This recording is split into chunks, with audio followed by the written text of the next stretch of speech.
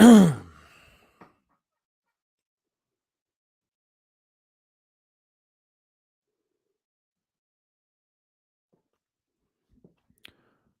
check 1 2. Mic check 1 2. Mic check. Mic check 1 2. Okay. All right, we're good. Just want to make sure everything was smooth. What is up, guys? What's up, Phil, Lance? What's going on? Happy Monday, January the 11th. Obviously, we're going live a little bit earlier today because of the press conferences. Shane Beamer about to speak right now. So this Daily Crow will literally just be sitting here basically taking it all in. You've got Shane Beamer speaking at 11:30, and then the three staff hirings, the three staff new assistants, if you will speak following Shane Beamer. So that's what we'll be locked in on today. Again, guys, appreciate you guys tuning in. Probably not really going to be taking any questions or calls or anything because, again, we're going to be tuned in. You guys can chime in, obviously, and I'll answer the questions accordingly and everything. So again, I got it pulled up. We're literally just waiting here for Shane Beamer to get going, and obviously if you see me looking down, like I've said before, I'll just be like tweeting the heck out of this thing. But hope you guys had a fantastic weekend. Appreciate you guys tuning in. Cody, what's going on? Chad, Travis, Lindsay, Brandon, Cade, what's up? What's up? Of course, had to stream the press conferences, no doubt. Had to do it. So again, hope you guys are all doing well, and I'm really excited. Really excited to hear what Shane Beamer and the rest of his assistants have to say, for sure. Really, really pumped for this, actually. Really, really pumped. So, ought to be very, very interesting. Eric Sullivan, Gamecock legend in the house. What's going on, man?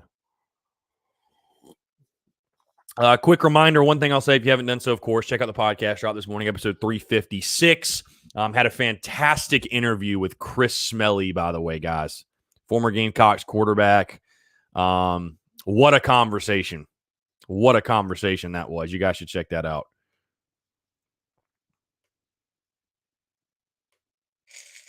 Okay. So, like I said, we're just waiting here to get things rolling. You definitely want to check out the show today as well because I obviously broke down everything with the coordinator hires, the assistant hires, all that good stuff. Really dove in on it. And what a crazy weekend. What a crazy last 3 or 4 days it's been. You know what I mean? What a crazy last 3 or 4 days. So, Brad Vale says, sounds like the new O-line coach will either be Travell Wharton or Brent Key. I don't think it's going to be Brent Key from what I've seen. I think Travell Wharton most likely is going to be the guy, if I had to guess. So I if you listen to the show, if you saw me on social media, you guys know at this point how I feel about the hires. Overall, I'm happy with them. I'm glad that Shane Beamer is going out and hiring the guys he feels the best possible fits for the positions. It's not buddy ball. It's not a lifetime achievement award. It's not an SEC retread, if you will. Like I said, I'll say the same thing about the coordinators that I said about the head coaching position with Shane Beamer. This is the perfect time, in my opinion, if you're South Carolina, to roll the dice. It's the perfect time. And so that's why I don't have any problem with these hires with Shane Beamer. And you look at these candidates, and they're all qualified. It's not like he's hiring guys who flat out just aren't qualified. They're extremely qualified candidates. So overall, it's very much wait and see because these guys aren't proven commodities necessarily, but I like the hires overall. I'm excited for the hires. Again, these guys are extremely qualified. I like the defensive coordinator hire a lot. I think Clayton White, probably him or Justin Stepp, is the best hire that Shane Beamer has made thus far. So, Will, appreciate you tuning in, sir. We're going to be tuned in, obviously, for about the next hour and a half or so, maybe 2 hours, however long it lasts, to Shane Beamer, all of his comments in regards to the coaching staff, all that good stuff. So we've got Shane Beamer about to speak here any second, and they're going to have Marcus Saterfield, Clayton White, Luke Day, everybody's going to talk. So we'll be tuned into that. Really, really exciting day. Monday, January 11th, guys. Hope you're all doing well. One quick thing that might fire you guys up. I know we've got the national championship game tonight, whatever. I'm sure we'll all be watching it. I'm thinking about doing a live stream Road to Glory tonight around like 5 o'clock. What do you guys think? So, all right, we'll go ahead and dive in this. Let's go and hear what Coach Beamer's got to say.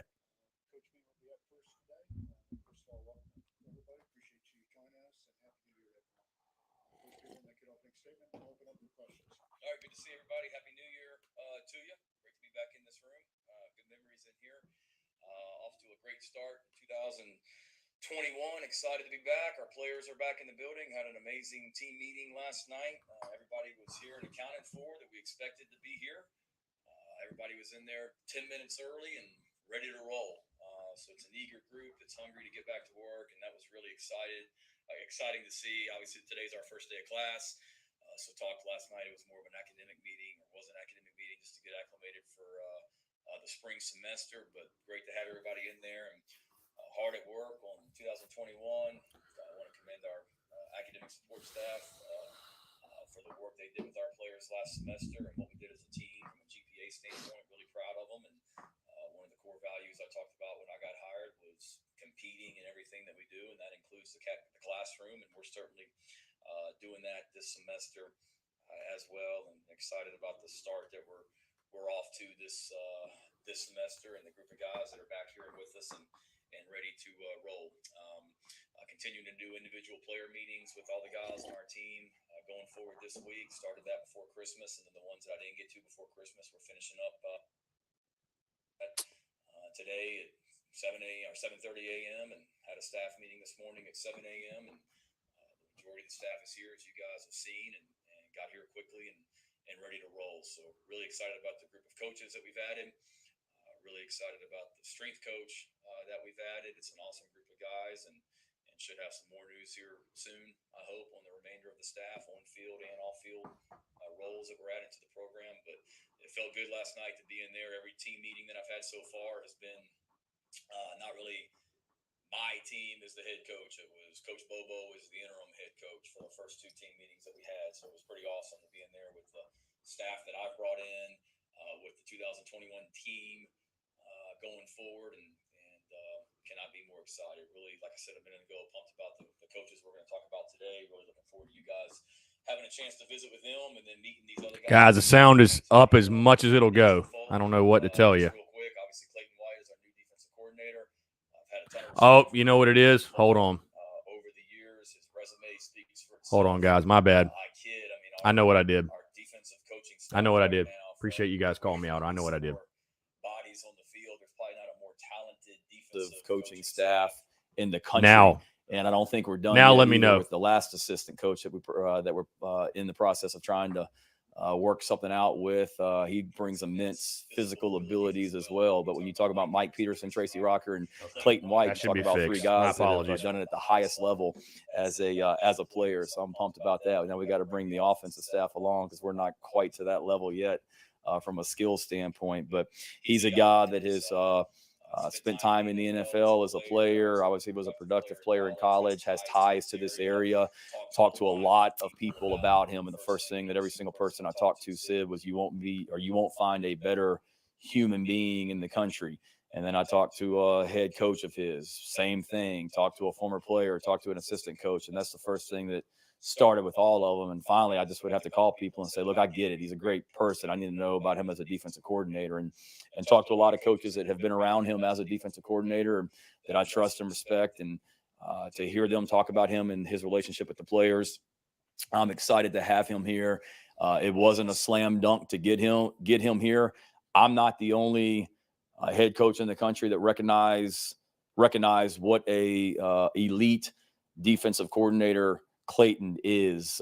We had competition out there for his services, and I'm certainly thankful to Coach Tanner and our administration for giving us the resources to get him here and battle some of these other programs that called early on or while we were trying to hire him, and then some people that potentially may have called after we hired him as well. So pumped about what he's going to bring to this defense and the staff that he's going to put together as well. Marcus Saterfield, our offensive coordinator. Marcus is a guy that I've known for 20 plus years. We were graduate assistants together at the University of Tennessee back in the early 2000s. Somebody that as a graduate assistant, it was obvious what kind of football knowledge and football coach he is. His dad was a longtime high school football coach in Tennessee, somebody that I've been friends with, but somebody that I've had a lot of respect for over the years as a coach. Been in a lot of different places, from Tennessee Martin and Western Carolina and Chattanooga to the offensive coordinator at Temple and then out at Baylor with Matt Rule. And then he has NFL experience as well that was great for him this year. So he's done nothing but improve his resume and get better as a coach, and has been a head coach as well in the time that we've been together. So for not just somebody that I've worked with that I know, but in my opinion, a phenomenal offensive football coach, great recruiter. I'm excited about being able to blend what they did with the Carolina Panthers and the New Orleans Saints, Joe Brady offense with some of the elements that we did at Oklahoma as well.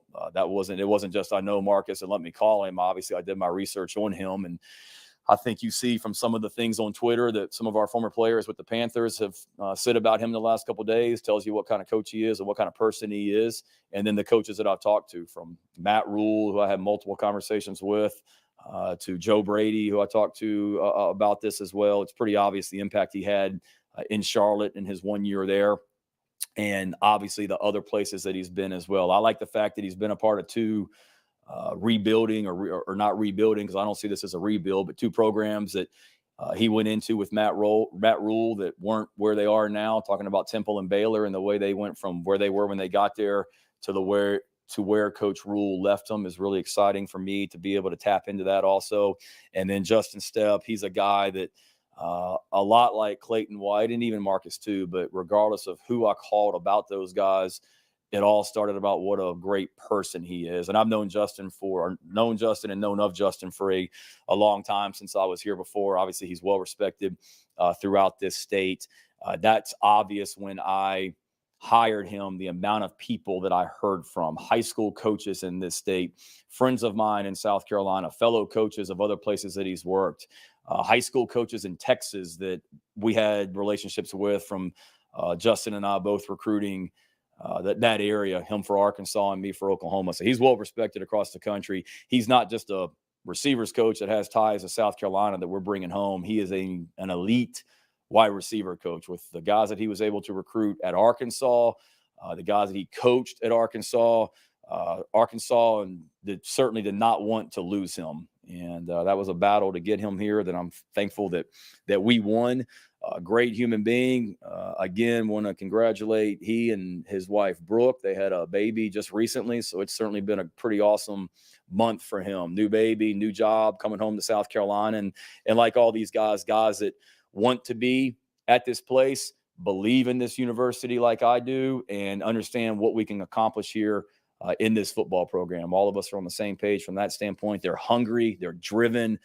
They got a chip on their shoulder. One of the core values I talked to the team about last night was gratitude, and these three guys right here are certainly grateful to be here, and I am excited. They're on my side, on our side. They're Gamecocks and ready to get to work. So with that, be glad to answer any questions you guys have. We'll try to get through as many questions as we can. Just to give you a heads up, Coach does have a hard noon deadline, as he's got other meetings scheduled. So David with the first one. Hey, Shane, thanks for doing this. You mentioned some of the guys that you had last night.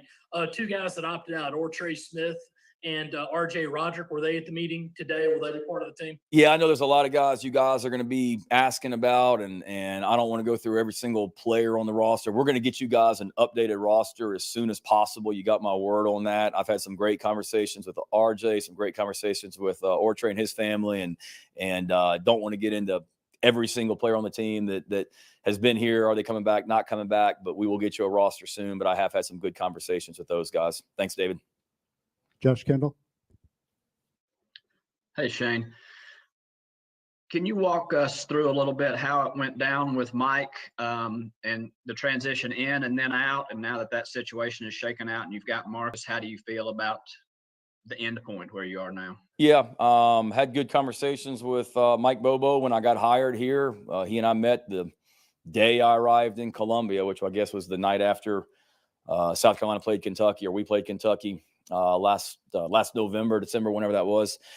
Had good conversations with him then. Mike communicated with me throughout this process. He made me aware last Tuesday night that Auburn had reached out and had an interest in visiting.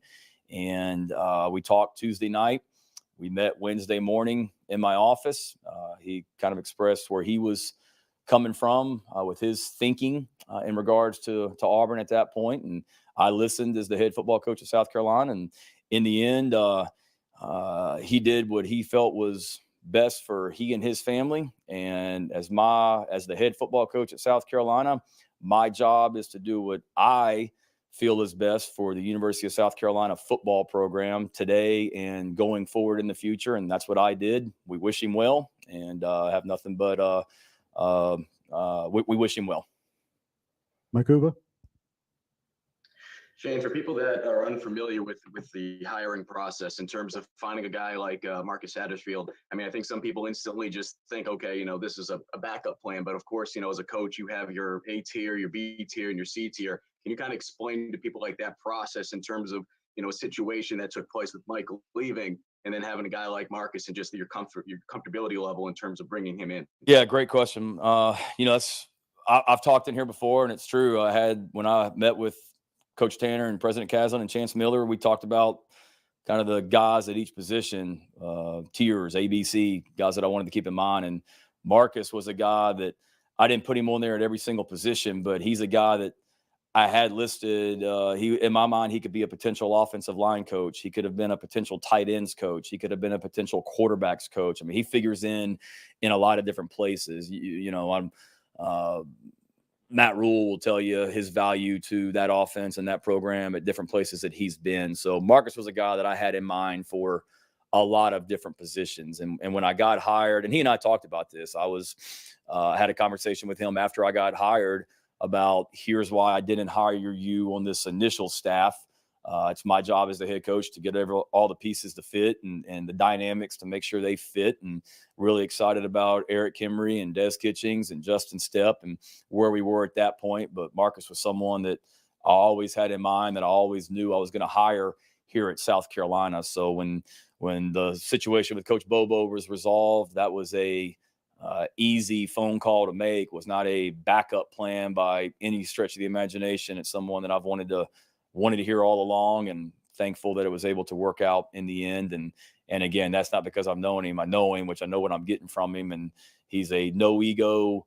He's just he's a football coach that's extremely knowledgeable about every position on offense. And I'm excited the fact that he was able to go to Carolina this year and, you know, work with the offensive line only broadens his knowledge of a coach. You know, outside he's been in the quarterback and tight end world. Now you're coaching offensive line, does nothing but just help you as a football coach. And he and I had those conversations over the summer about how much he had learned and how much he had gotten better as a coach just being in that offensive line world this year. So that's only going to make him better coming back as a coordinator for sure.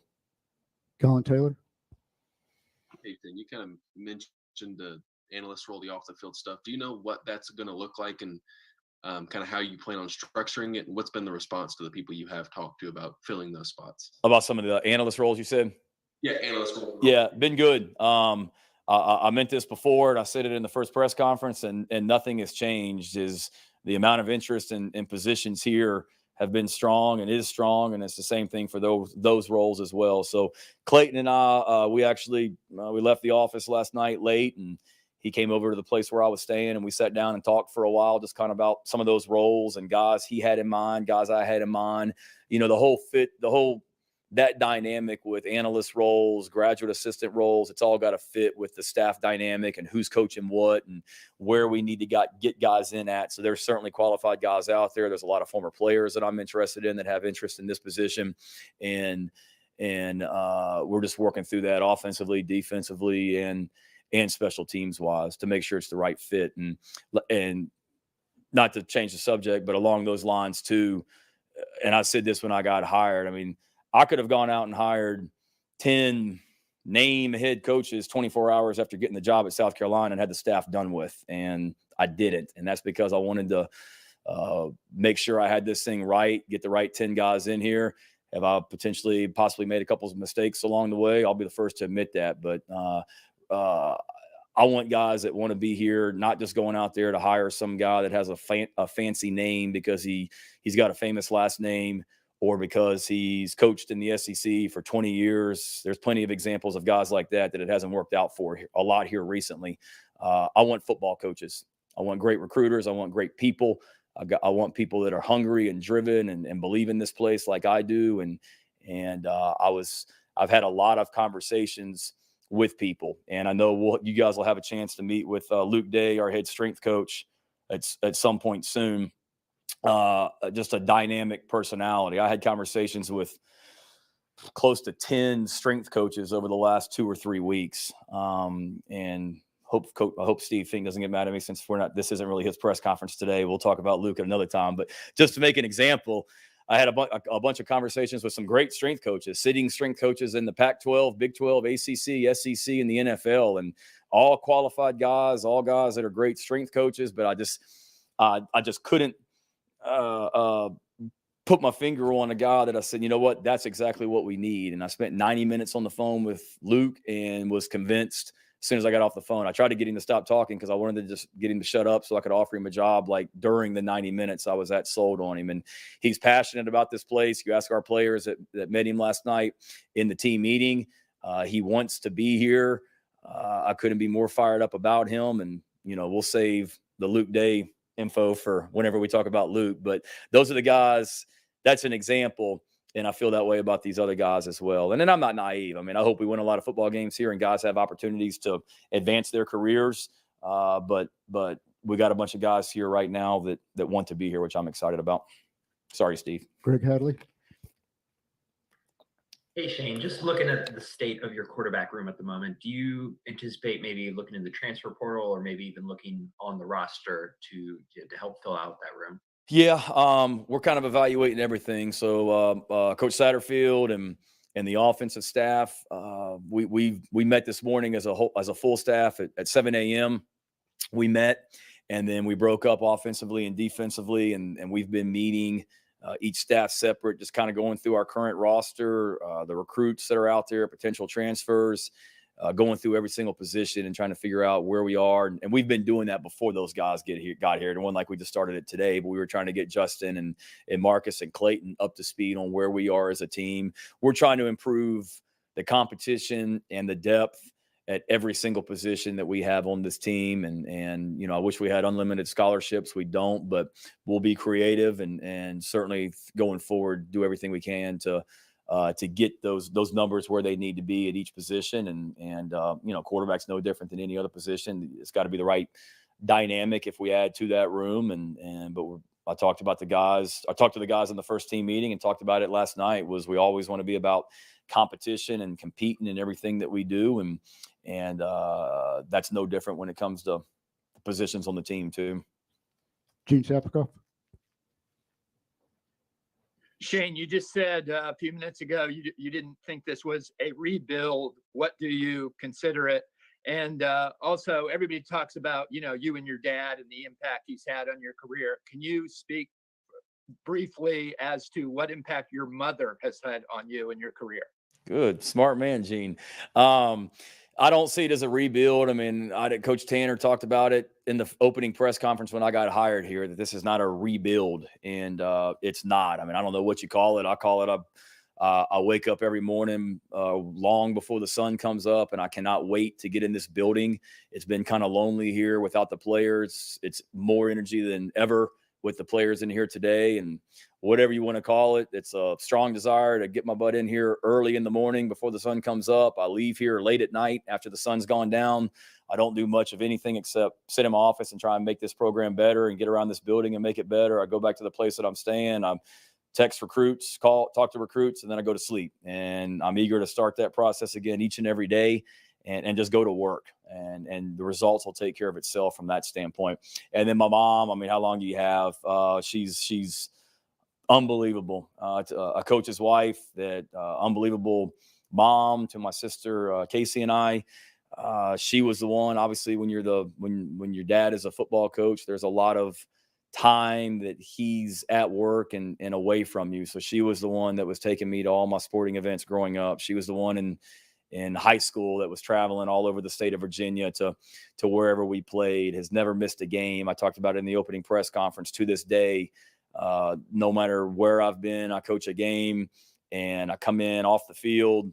And we go in the locker room after the game. And then when I walk in to get my cell phone, within 5 minutes of that game being over, she's called me. And that's been some late nights, staying up late to watch games, probably long after my dad fell asleep and went to bed.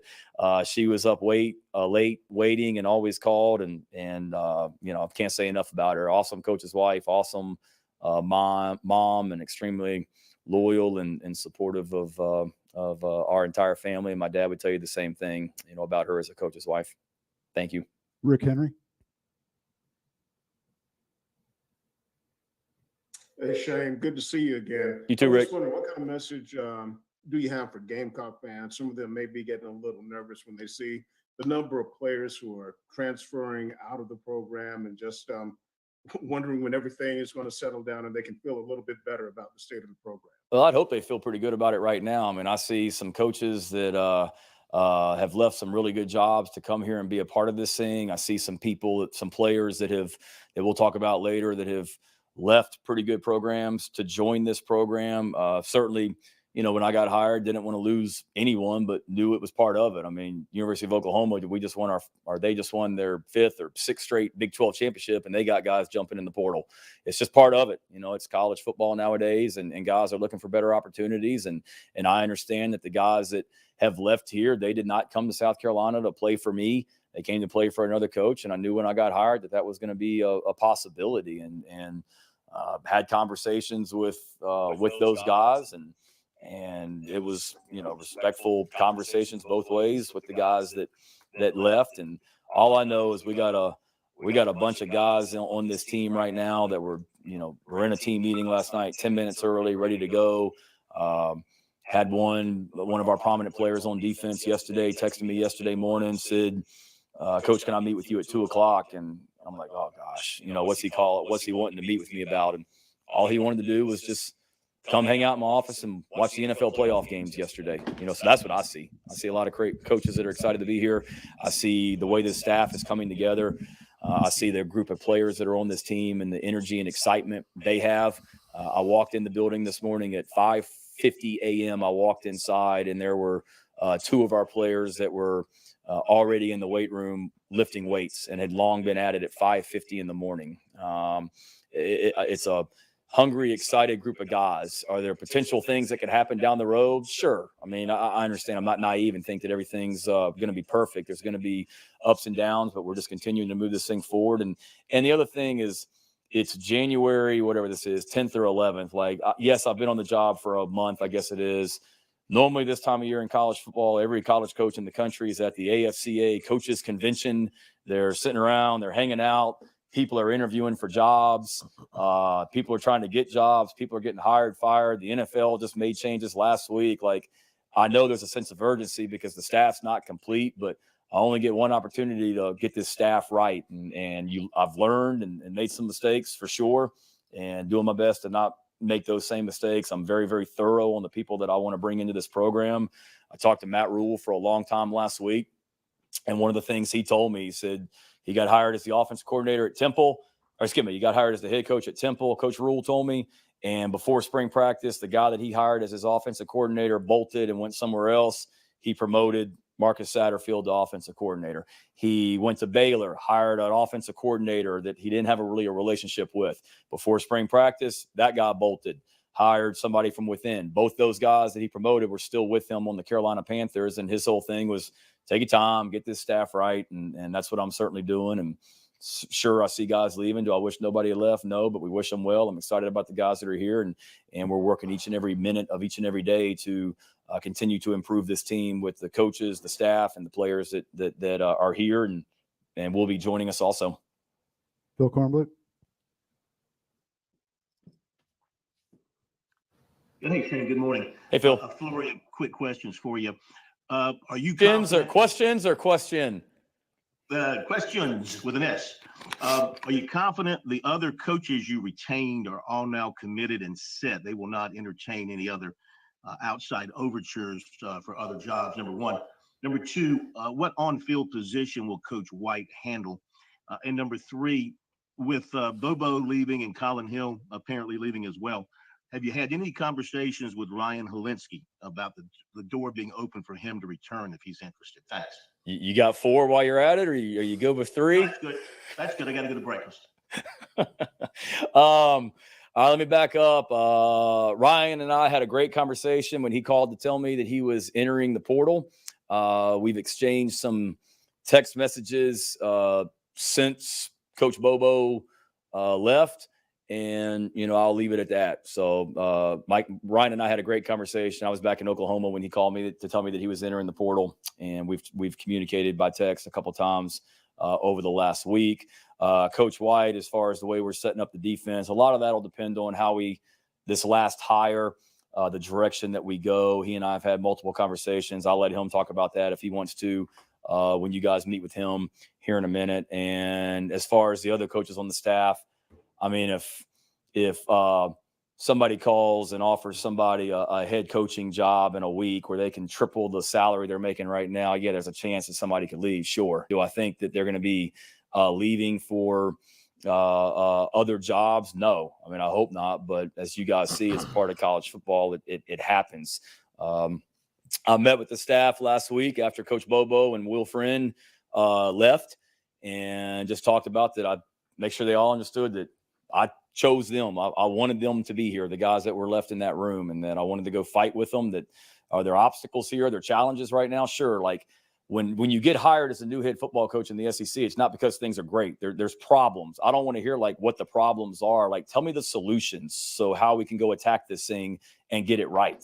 And that's the conversation I had with our staff. And I told them I believed in them. I wanted to go fight like heck with them to get this thing going forward. And if anybody in that room didn't feel the way I felt, no hard feelings, come let me know. And they've all assured me that they're with me, but also feel, I mean, I'm not dumb. It's not I've been in coaching for a long time. Guys get opportunities. And if it's an opportunity from a personal standpoint, professional standpoint, financial standpoint, sure. I mean, we'll wish them well and work with them through that process. I think the situation with Coach Bobo was a little bit unique, to say the least, and that's a little bit of a different story. But I want what's best for the coaches on this staff, and I've told them I want to help them advance their career in any way. That this is going to be a great place to work. That I want them here with me, and I promise to give them an environment that they love to be a part of. And I promised Coach I'd get them out by noon. We're good. You can keep going a minute. We can get a couple more. Couple more. All right. Pete Acabella. Hey, Shane, how are you? Happy New Year to you. Thank you. Just, along lines, any other year that you get named coach, you wouldn't have this roster management stuff to deal with. Has it been challenging for you, or do you look at it as an opportunity to kind of craft the roster that you want? No, it's been both. Just to be totally honest, it's certainly been unlike anything any head coach has ever dealt with the transfer portal, with COVID. And let's be real. I mean, the same issues that we've dealt with some of our players leaving here to go to other places, we've done the same thing with players coming in as well. So it is what it is. But yeah, I mean, every single day when my phone rings, is it someone calling me to tell me they're thinking about entering the portal, or is it someone calling me to tell me they're wanting to come to South Carolina? I mean, there's a lot of emotions, just to be totally honest. There's a lot of emotions that I feel from the time I wake up each morning to the time I go to bed. And a lot of that is just dealing with the roster. Like, I'm so looking forward. I'm so glad the players are back in the building. Like, I'm so looking forward to just being able to coach, because I feel like I've had a phone attached to my ear for a month, whether it be recruiting, talking to the players on my current roster, recruiting guys outside the roster, trying to hire coaches. It's been a lot, but it's a challenge, and certainly running on adrenaline, but it's definitely been unique, but been fun in a lot of ways as well. And at the end of the day, let's get the guys that want to be here and let's go to work. And that's what I'm excited about, working to get done. Joe Gorchow. Hi, Coach. Hope you're doing well. I wanted to touch back on a couple of things you mentioned. You talked about a couple conversations with Matt Rule, and I'm curious, how instrumental has he been for you, just not just the hiring process of Saterfield, but also just trying to figure out how to best approach this new opportunity and assembling the right staff? Because you make it sound like he's been a guy who's been pretty good to lean on during this process and some of your thinking along the way in assembling the right staff and people? Yeah, he's been amazing. And we've just had a few brief conversations traded some text messages over the last 4 or 5 days. And first of all, even before this, just the amount of respect I had for him, going back to what he accomplished at, Temple. And Marcus Saterfield used to talk about Matt Rule when they were together at Western Carolina a long time ago. And it was Matt Rule and Jeff Collins, the head coach at Georgia Tech now, and they were together. And Sat used to talk about these two guys and just how, like, different they were than the other coaches. So I've known the name Matt Rule going back to then. And then just he reached out on his own. I'll be honest with you. To me, I hadn't contacted him. He reached out towards the middle of last week, and all this stuff was going on with Mike, and was great. And then since then, we've talked a few more times about Marcus and about me putting together the staff. And he's somebody that I will continue to lean on. I'm sure he's certainly busy trying to build it right in Charlotte and get his program right. I know they're trying to hire a GM and all that stuff. So he's certainly busy. So I don't want to wear him out right now, but I'm going to be relying on him. And there's a lot of guys that are in that role as well as head coaches that I have a lot of respect for. But what he did at Baylor, what he did at Temple, I saw it up close and personal being in the Big 12. We played him in the Big 12 championship last year. Phenomenal coach and phenomenal program builder, and excited about having Sat in the building to lean on him about some of the things they did, but also excited about being able to have him 90 miles up the road. Eric Boynton. Yeah, hi, Coach. Could you just take us a little bit more in depth as to how the first impression Justin Stepp made on you, kind of how he stuck in your mind, and when you got a chance to hire a guy, what was it that stood out about him the most that said, this is a guy I want to bring on my staff? Yeah, the thing, just going back, I mean, I've known him since I was here with Coach Spurrier before, and just listening to people talk about him. I knew about him as a person, always very positive, high energy, always had a smile on his face. Obviously knowing his brother Josh when he was the head coach at Lexington High and getting to know his brother, just a great person. And probably, I mean, I had phone calls from I had multiple phone calls from Chad Morris when I got hired, immediately recommending Justin, and talked to Jeff Scott down at South Florida and talked to a lot of people about Justin. And it was just over the top, the praise, that I got from people about him. And then just having a chance to get to know him as a person during this process of him making the decision of whether or not he was going to come or stay at Arkansas. Just he's a high character guy, and that's the best I can say. At high energy, but just a solid person. And Coach Pittman at Arkansas kept him for a reason on the staff this past season after Coach Morris was let go, and it's obvious to see why, and it's obvious to see why they didn't want to lose him. We'll take one more. Mitch Brown with the last one. Coach, you've been talking about just making sure you have guys that want to be here in Columbia. How much does, when building your staff, how much does trust go into the process? Obviously, you want to make sure you have the right guys here, but also guys you can trust and have continuity and grow together. Absolutely. I mean, that's what it's about. We've told our players that we've got to be able to trust each other. And I told them in the first team meeting, and I meant it, that I got to earn their trust with the way that I act each and every day. And same thing goes with the coaching staff. Like, loyalty and trust are big with me. And I'm doing my best to find guys that have those same values. And when I find out that, somebody tells me one thing but means another or does another, I have a problem trusting that guy. And certainly doing my best to make sure that we have those guys that I know when they tell me something that I can take it to the bank. And somebody gives me their word, you take that to the bank. Do other opportunities come along that certainly people are interested in exploring? Sure. But just be honest and communicate is what I've told our staff. And that's what we'll be about going forward. And confident that I got 8 guys in that staff room right now, and a building of staff that will be honest and communicate with me going forward as things come about. And we'll take each situation as it arises. All right. Thank you, Coach. All right. Thank you, guys. Have a great week. Yeah. Appreciate it.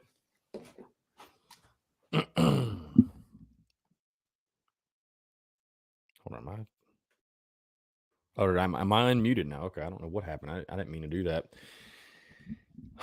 Yeah, I think Shane Beamer wants to punch Mike Bobo in the face. Yeah, that's kind of my takeaway. Shane Beamer, if possible, I think Shane Beamer is going to hang half 100 on Auburn. I mean, I'm not even joking. Wow. That was funny. Let's see. I don't know who's going to be next. I think it's not sure if it's Saterfield or if it's Clayton White.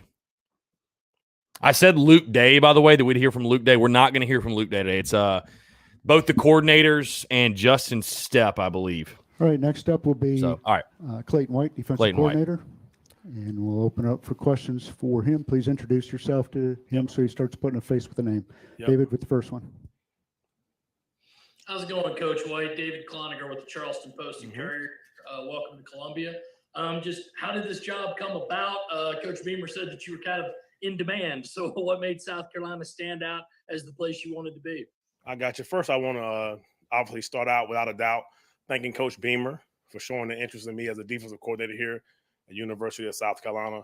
I'm very honored, very grateful for this opportunity. I do believe that things are meant to be. I mean, things are always meant to be. I think that, it's one of those things where me and my family are still trying to come to grips to it, come to grips with this thing. Saturday was a very exciting day for us when we got named the defensive coordinator here. But I told the defense yesterday, that Saturday was a very exciting day. But when I came to work on Sunday, I came to work on today, obviously. Now I'm motivated. Now I'm fueled to get to work. I truly believe this is a great place. It's a great university with a great tradition. But we're very excited about it. The process was, one of those. It's a regular process, and I'm just glad to be here, man. Very, very excited. Mike Yuba.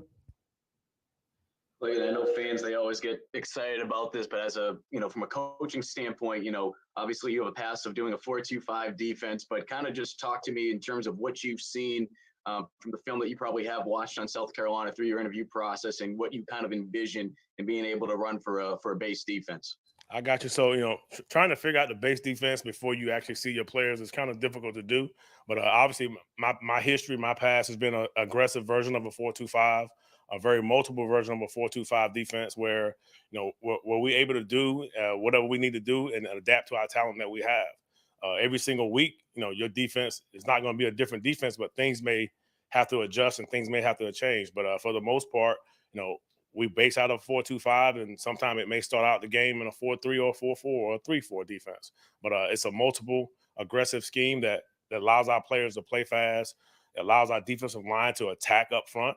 It allows our linebackers to be downhill and read great keys, and they have an opportunity to play fast. Our DBs are going to be up close on coverage. Our DBs are going to be, when they're blitzing, they're going to be blitzing with a purpose. So that's kind of the mindset. I think I have a great coaching staff right now that we're building, and I really do feel great about things right now as we start them. But our ultimate goal is right now is just get our guys, just focus on their readiness to play. And it starts right now in January. You can't wait till the month of August or the month of May to start thinking about being ready to play a football game. So the focus on their readiness is the ultimate goal for me right now. Josh Kendall.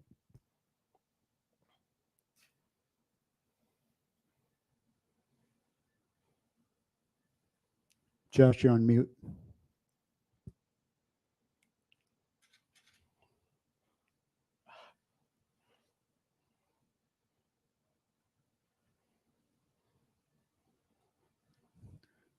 Let's go to Greg Hadley while Josh is figuring out his computer.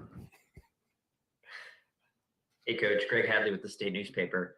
Just going back to your scheme for a sec, I was just curious if there's, a lot of 4-2-5 schemes that kind of have, a hybrid versatile role, and how do you envision that role? Is that something that's part of your defense, and is that more, say, a defensive back or a linebacker? How do you kind of figure that out? That's a great question, Greg. The most important thing with the 4-2-5 is that it's another guy that can do multiple things.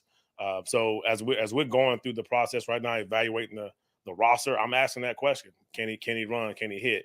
Can he cover? What kind of cover guy is he? So Coach Peterson, Coach Rocker are obviously the ones that's been here in the past, that's here right now, and those guys have been phenomenal in regards to just giving me information, making me feel however I'm feeling about if I can my defense will adjust here, but it's looking pretty good right now. But that guy has to be a player that can do multiple things, and I'm still learning names, but I'm starting to feel good. We got a couple of tags on our defense that's that slid underneath that nickel spot that I'm excited about to see. Pete Acabelli. I feel bad hey, for I feel bad for Josh right now. Don't feel too bad for John. All right. Hey, Clayton, this is Pete Acabelli. I'm with the Associated Press here in South Carolina. What do you tell, along those similar lines to the last question, what do you tell guys, prospects, about what you expect from them as a player when they play for you? That's another good question. Well, in the recruiting process, you really have to, for me, I try my best to be as genuine as possible when I'm talking to recruits. And the first thing I tell a recruit is that, one, I'm going to care about you as a human being on and off the field. Number two is I'm going to teach you the game of football. You're going to learn from day one to day, with your last day here. I'm going to teach you football every single day to where you maximize your potential as a student athlete. And the last thing is, every single day as a human being, as a football player, I want us to improve in something. So those are the three things that I kind of that's kind of my philosophy as a person, as a football coach, so I can be as natural as possible. But those are the three things that I want to make sure a recruit knows who I am. And when they come here, that's the focus for their career. Eric Boynton.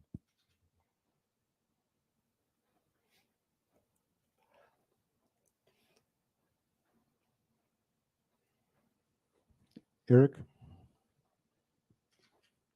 right, let's go to Joe Gorchow. Hi, Coach. Joe Gorcha, WIS News 10 here in Columbia. Yep. Hope you're doing well. You mentioned you want this defense to be aggressive, but this is also a unit that perhaps needs a boost in confidence in its mentality for how it's played the last couple of seasons. So I'm curious, how do you infuse confidence with your aggressive scheme? Well, the first thing to do, you have to get them in the building as much as possible as a unit, and as position groups, and the teaching begins. All right, so talking in words and slogans and all those things don't really do anything. I mean, they look good and it sounds good, but the first thing you got to start doing is getting them in the building and make sure they understand the mindset that we have to have as a football player at this level. It is a coach me coach attitude. It is get in the building. Let's talk about football. And it starts from day one, which is, for us, it'll probably start next week. That's kind of the goal for me, is on Monday, let's start going. That's how you get confidence in any defense. And I hope that's the right answer, but I know that is the answer for this defense. But there's no words, there's no speeches right now at this moment. I can say whatever I want to say right now, but if they don't know what they're doing on the field, they're not going to be confident. Colin Taylor. Clayton, kind of going back to recruiting, when you evaluate any position on your defense, just what kind of players are you looking for? And are there any qualities that stand out more to you on the recruiting trail than others? Yes, there's a couple things, man. Obviously, each position has a specific criteria that you have to abide by. But most importantly, for a football player itself, I look for his size, his toughness, and his instincts. What kind of football player is he? What's his size? Is he a big kid? Is he a small kid? That don't mean that I'm taking one or the other. But what is his size? How tough is he? How mentally tough is he? How physically tough is the kid? And then his overall football instincts. I think that's, if you can get more of the STI kind of players, I think you guys have a better chance to be successful as a defense, because people think defense is just go run and hit, but it's really not. You got to have some IQ, some understanding of offenses, some understanding of spatial awareness and what's going on the field and offense, and most importantly. But I think that's the ultimate goal, is when you're out recruiting, what's his size, his toughness, and his instincts. And then, for example, if you get into the cornerback room for me, or the DB room, I look for speed, burst, and change of directions. It's very simple. They got to have those three.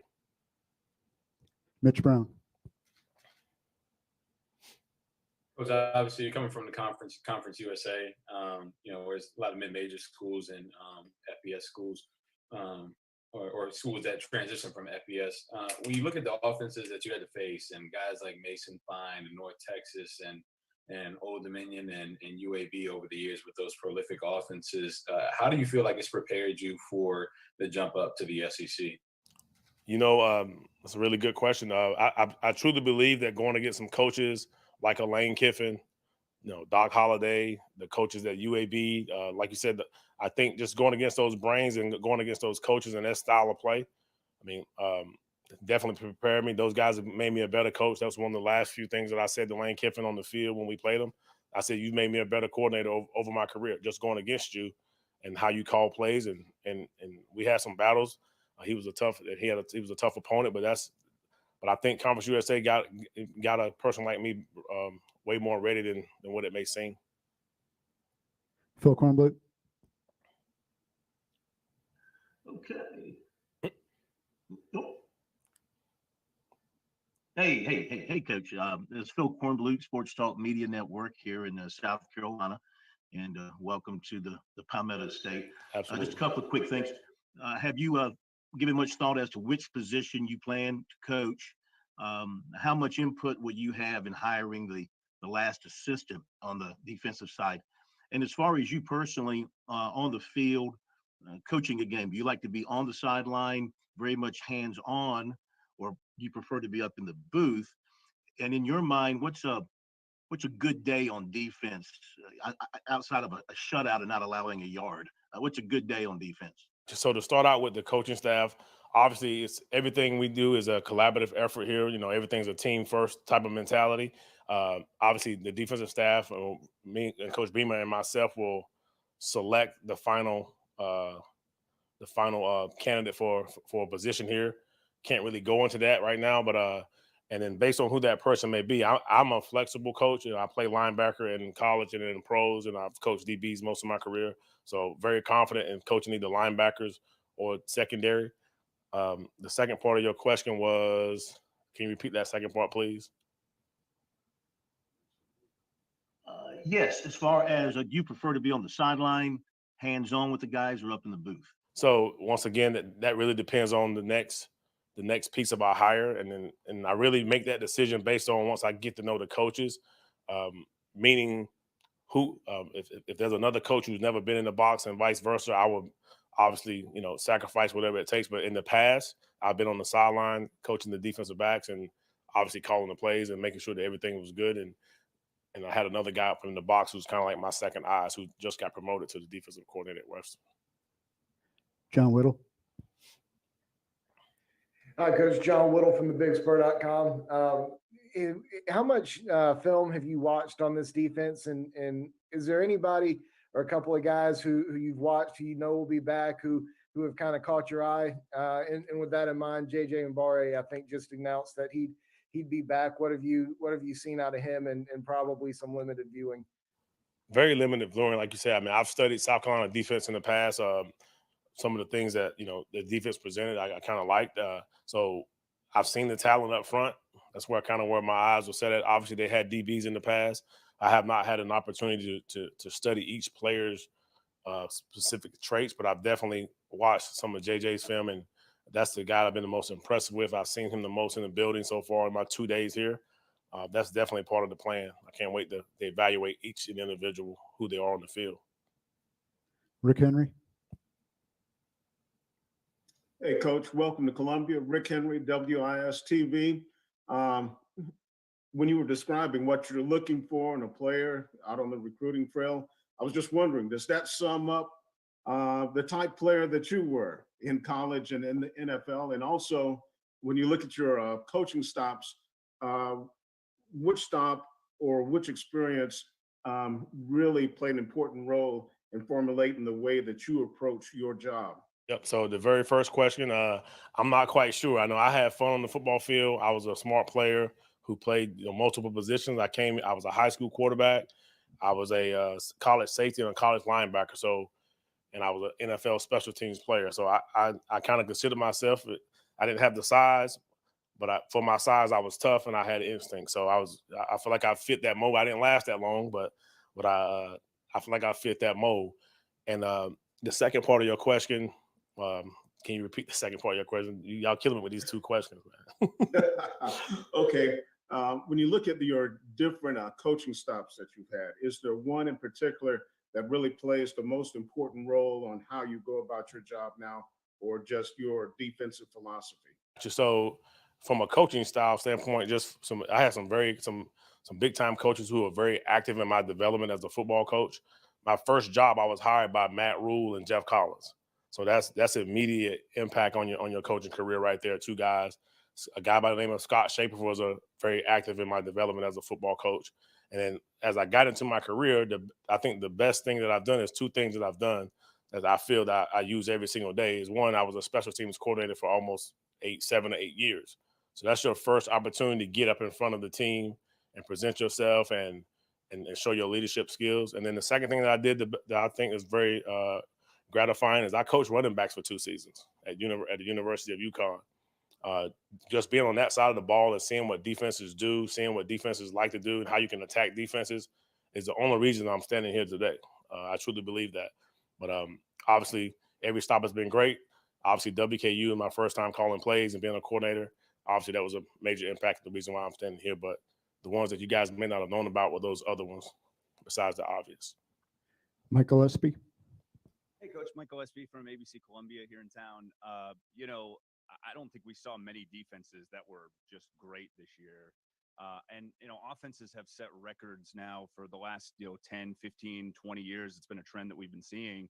I'm wondering why you think that is and how difficult that makes your job now coming into the SEC. Yep.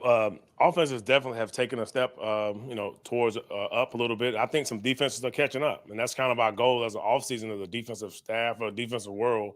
We talk about how can we catch up and definitely combat some of the things that our offenses are doing that, as far as getting up all these points and we coming up with ways. That's the goal. Our ultimate goal is to stop teams from scoring. I think within your scheme, you got to find a way to understand, to teach your guys that them scoring points is how you lose football games, and just continue to put that into their minds. Let's go to Kate Crenshaw. Hey, Coach. Kate Crenshaw with Student Gamecock Television, the student TV station here on campus. Earlier, Coach Beamer mentioned that, you won't find a better human being in the country than you. So what are some of those things that make up you as a person? What makes you get out of bed every morning and do the things you do? I got you. That's a good one. To me, my thing is I try to be as loyal, as genuine as possible.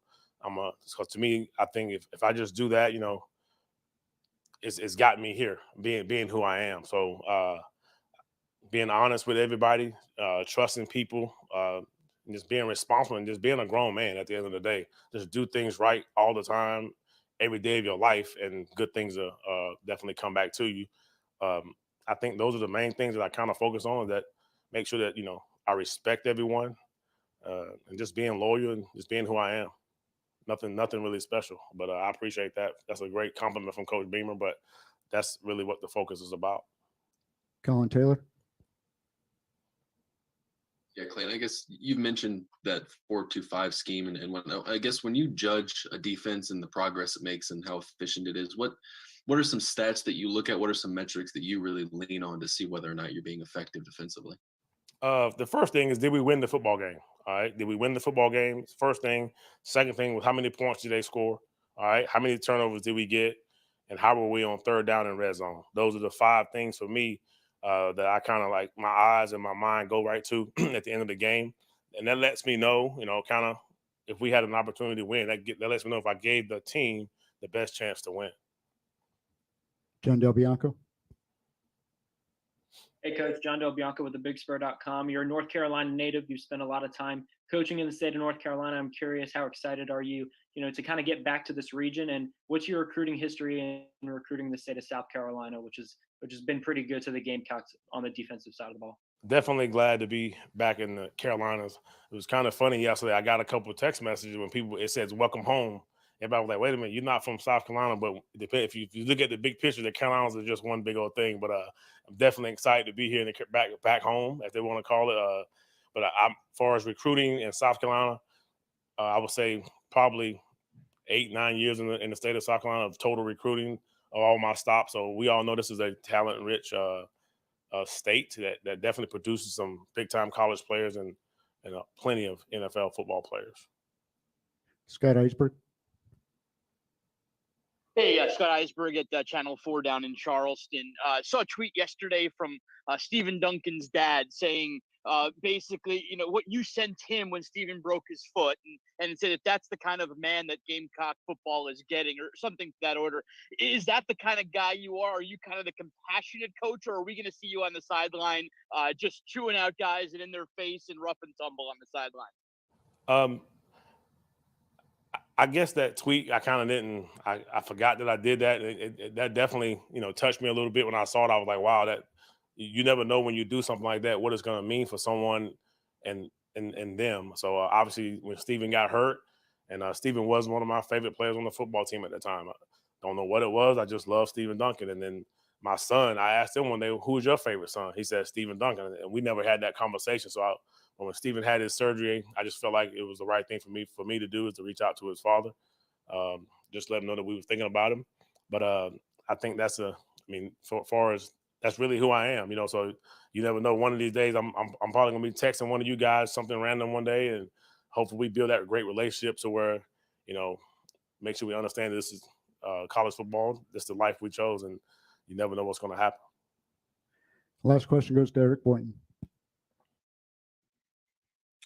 Yeah, hi, Coach. Eric Boynton with the Spartanburg Herald-Journal. You just touched on recruiting.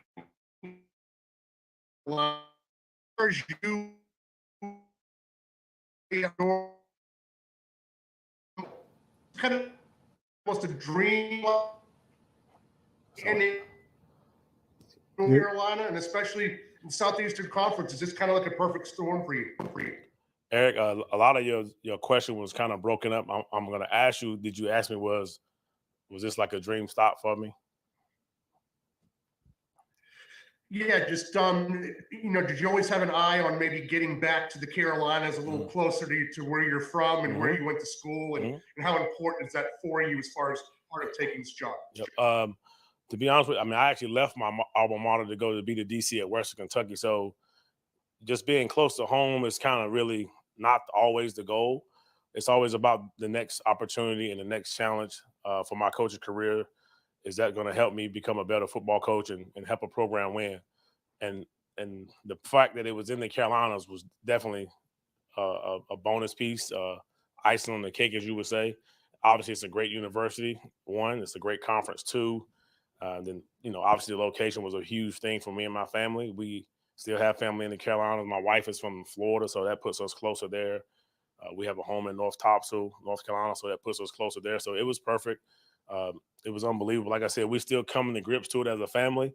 Like I said, when I'm at work, I'm motivated and fueled to work. When I get off today, my son's gonna still ask me where are my pictures at, where's the locker room pictures at, where all that stuff that I see on YouTube. So he want to make sure it's all real. Great question.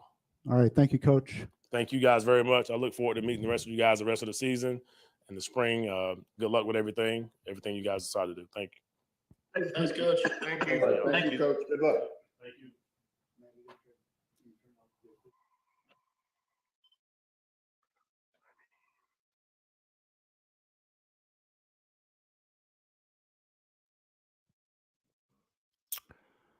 Okay, yeah, good stuff from Clayton White. Really exciting news with JJ Enagbare going to be returning. I'm assuming Saterfield will be next. But yeah, overall, like what I heard from Clayton White, passionate dude, home run hire. I would agree. I think he's a really, really good hire. Yeah, so I think Clayton White was a really good hire. I'll take you guys' questions in the meantime. Like I said, I think we're waiting on Saterfield most likely. I'm over here just uploading these videos on YouTube. So, no, yeah, man, I like Clayton White a lot, and obviously loved what Coach Beamer had to say. Yeah, I think everything's been great to this point. So it looks like the Saterfield's probably about to take the podium.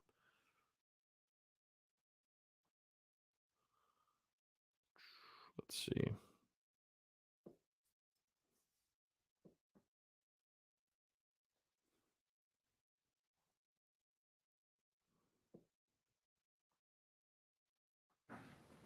All right, next up here will we go. be Marcus Saterfield, offensive coordinator and quarterbacks coach. He's going to make an opening statement, then we'll open up for questions.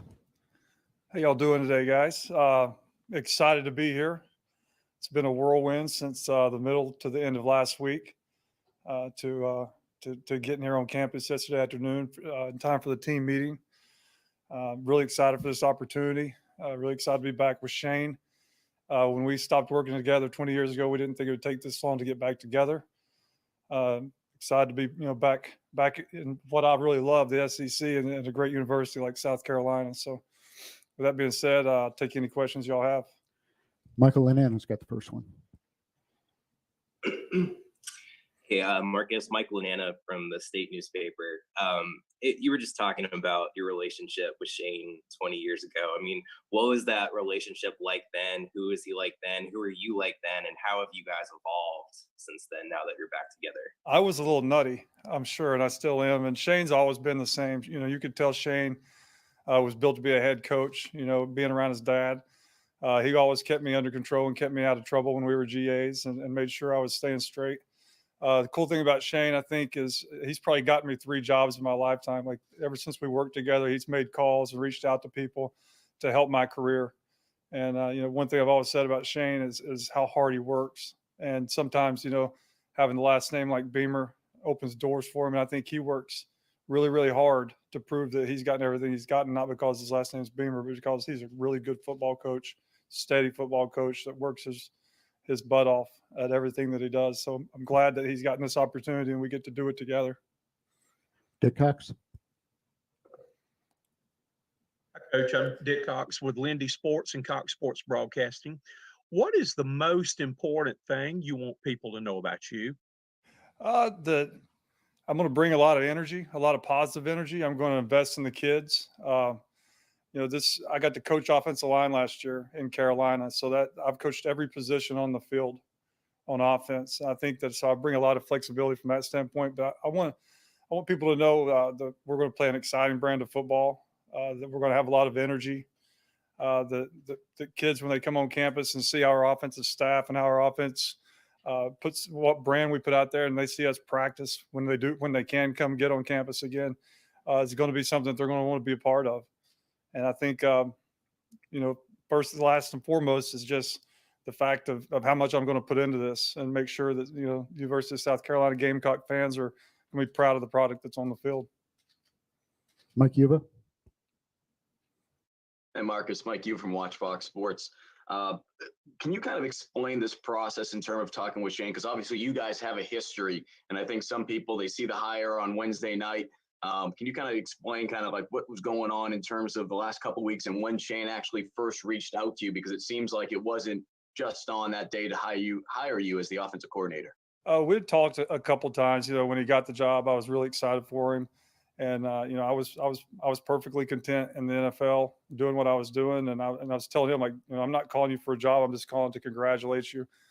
We talked a couple other times just about staff, people he was thinking about hiring. Did I know them? What would be a good direction for him to go in? And then we just kept talking, and certain situations, happened where a couple guys left, and it opened a door for me to come in here where I am today. And I think it's just, I was a guy that he trusted and knew I could do the job. And it really was not even, I don't even think it was planned. It just kind of happened through conversations over the last couple of weeks, but there were never conversations like, hey, Shane, you should hire me as your coordinator. It was just one of those things. Timing happens for a reason, and I'm here. Colin Taylor. Colin Taylor from Rivals.com. I guess you've obviously learned under Matt Rule and Joe Brady, and Shane's learned from Lincoln Riley a little bit too. Can you kind of talk to me about what this brand of football, this offensive brand of football you're hoping to play will look like, and how much will it merge your background and Shane's? Yeah, that's, a lot of people come into these things with these grandiose statements of a pro style offense or an RPO offense or a triple option offense. I think we're just going to be a really good offense. I think we're going to blend, what Shane did at Oklahoma, what I've done my entire life, what I've learned from Joe Brady, and we're going to try to maximize our personnel. And the cool thing about our offense is we can move people all over the field, and wherever we can get people to create mismatches, which is what Joe, I learned a lot from him this year, just being able to get in different formations and getting a guy with a certain skill set lined up on another defender that gives us a mismatch and utilizing him. So the main focus of our offense is, to create explosive plays. score touchdowns in the red zone, win the situations, and then first and foremost, don't beat yourself and play clean football and take care of the football. So it'll be a brand that, again, I don't think you can put a label on it because it depends on the personnel you have. Like maybe certain personnel allows you to be more RPO driven and spread and quarterback run. And then there's other personnel that allow you to be more pro style, empty formations, progression passing game. So we're going to do, whatever our guys can do. I haven't even, I met our guys one time last night. I haven't even got to get on the field and coach them or meet with them yet, but we're going to do and maximize what our guys can do. Pete Acabelli.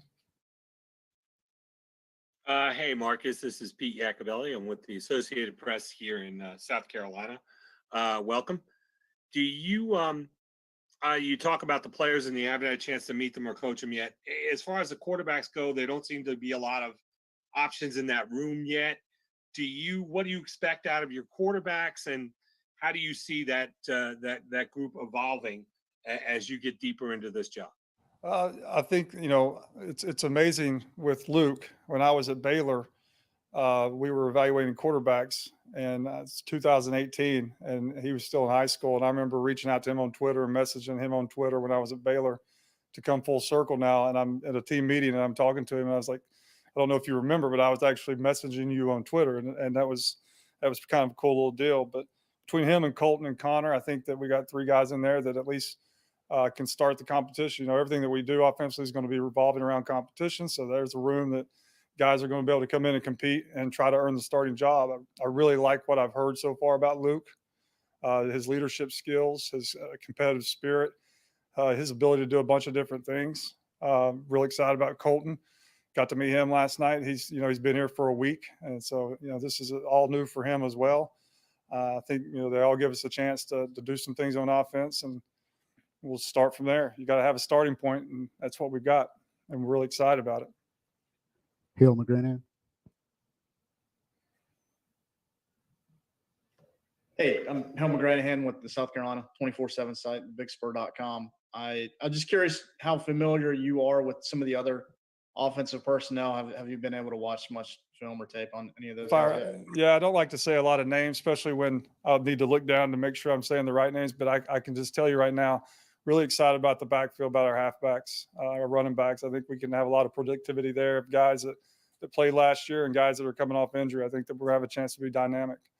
Really like our guys up front. I think, we have a chance to be, top tier from an offensive line standpoint. I think that, we got some toughness, some athleticism, got some potential to have some depth there. I'm really excited about that unit, and then got really good tight ends coming back that allow us, if you're going to throw the ball down the field, you got to be able to utilize the middle of the field, which Shane would tell you that, coaching tight ends, at Oklahoma in the last couple of years. And I think we got some guys with some physical traits and athletic ability to stretch the interior part of the field. So I'm really excited about all those groups, moving forward into spring.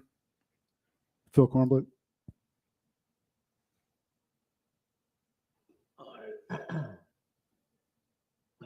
There we go.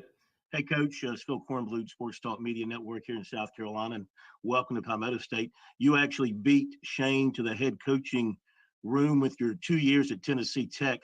From your experiences there, what can you share with him about the ups and downs of the job and overseeing a program like you did for 2 years?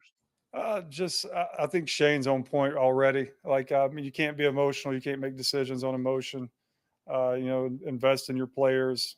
Make sure that they know that you love them and you care about them and you're there for them.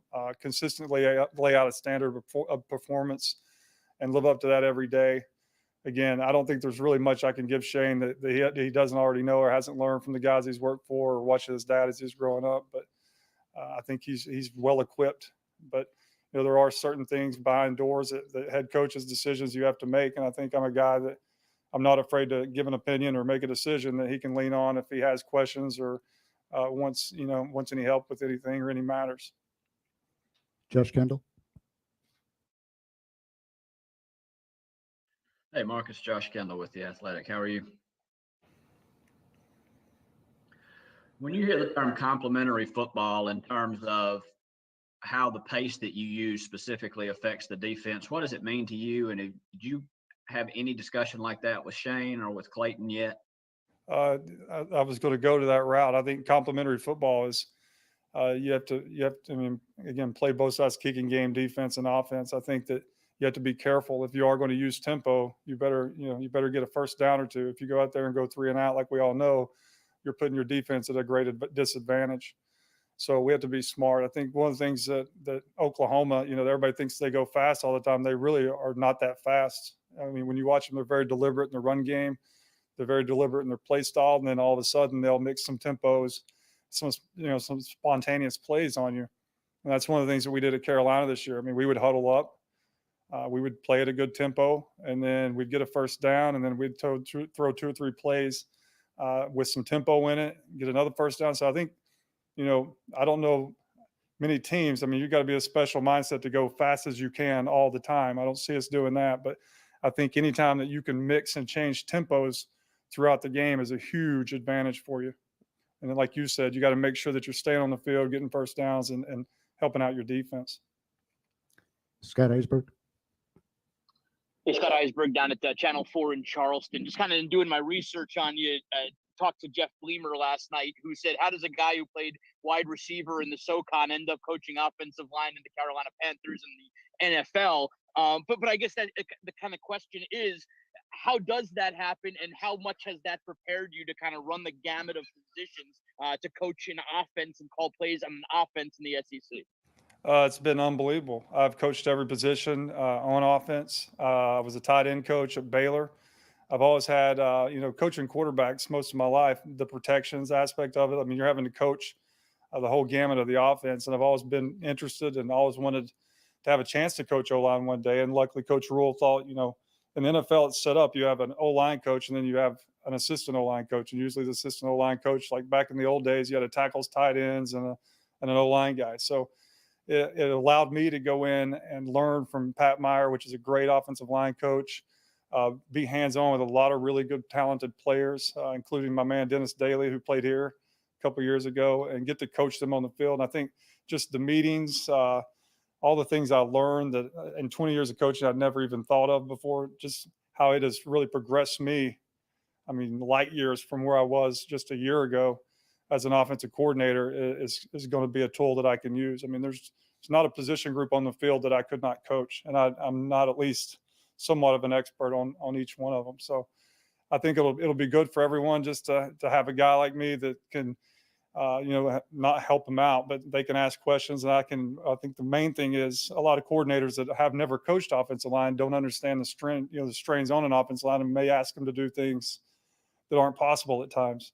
I'm never going to put a position group in a position where they can't have success or have a chance to have success. And I think knowing the ins and outs of offensive line play now is going to allow me to be a lot more friendly to those guys, play friendly anyway.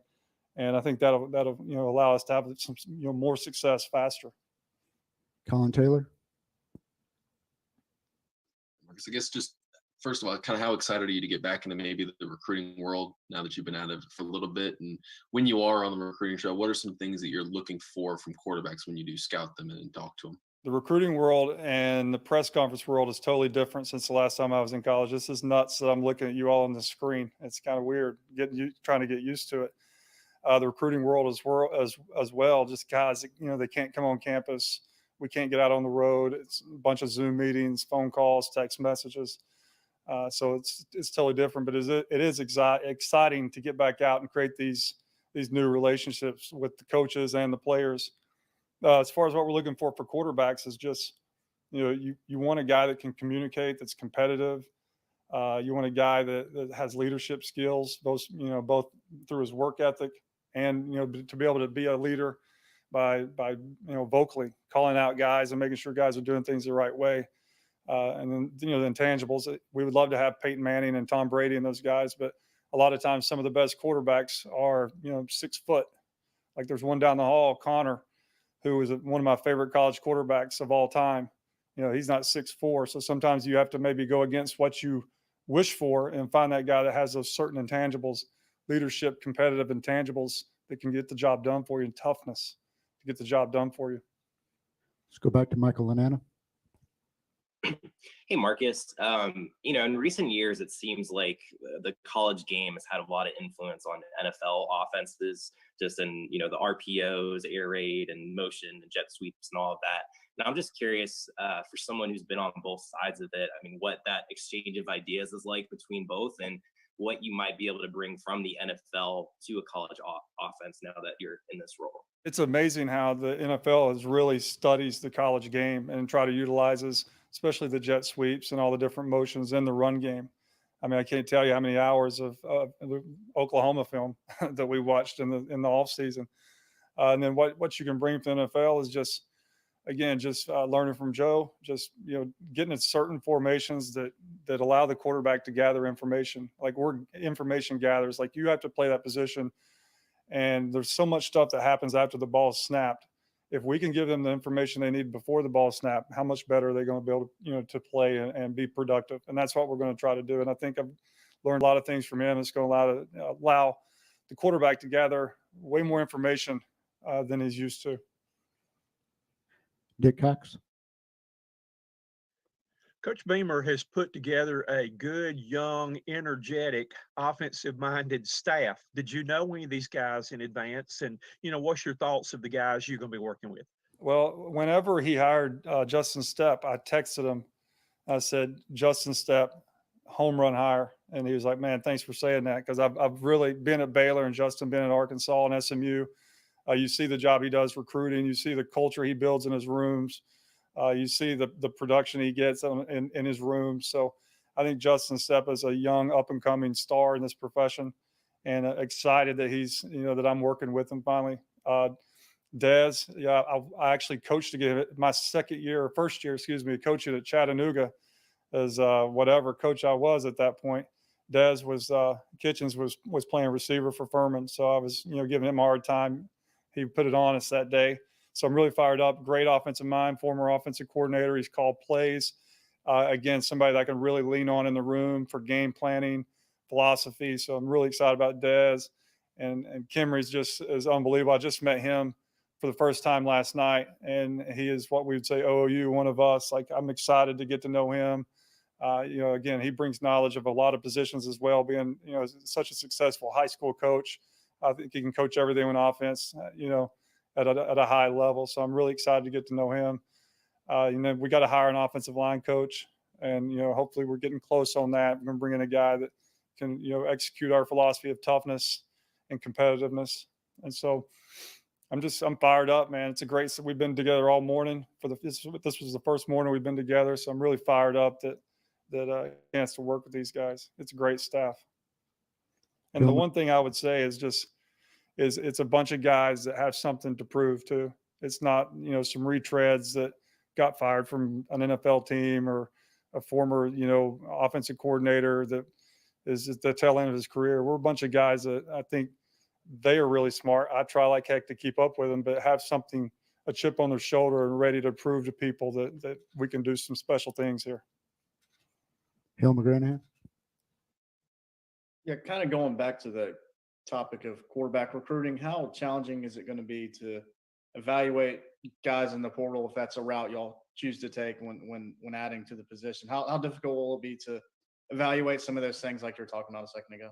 You're going to have to rely on trust and relationships because you're not going to be able to go out and see them throw.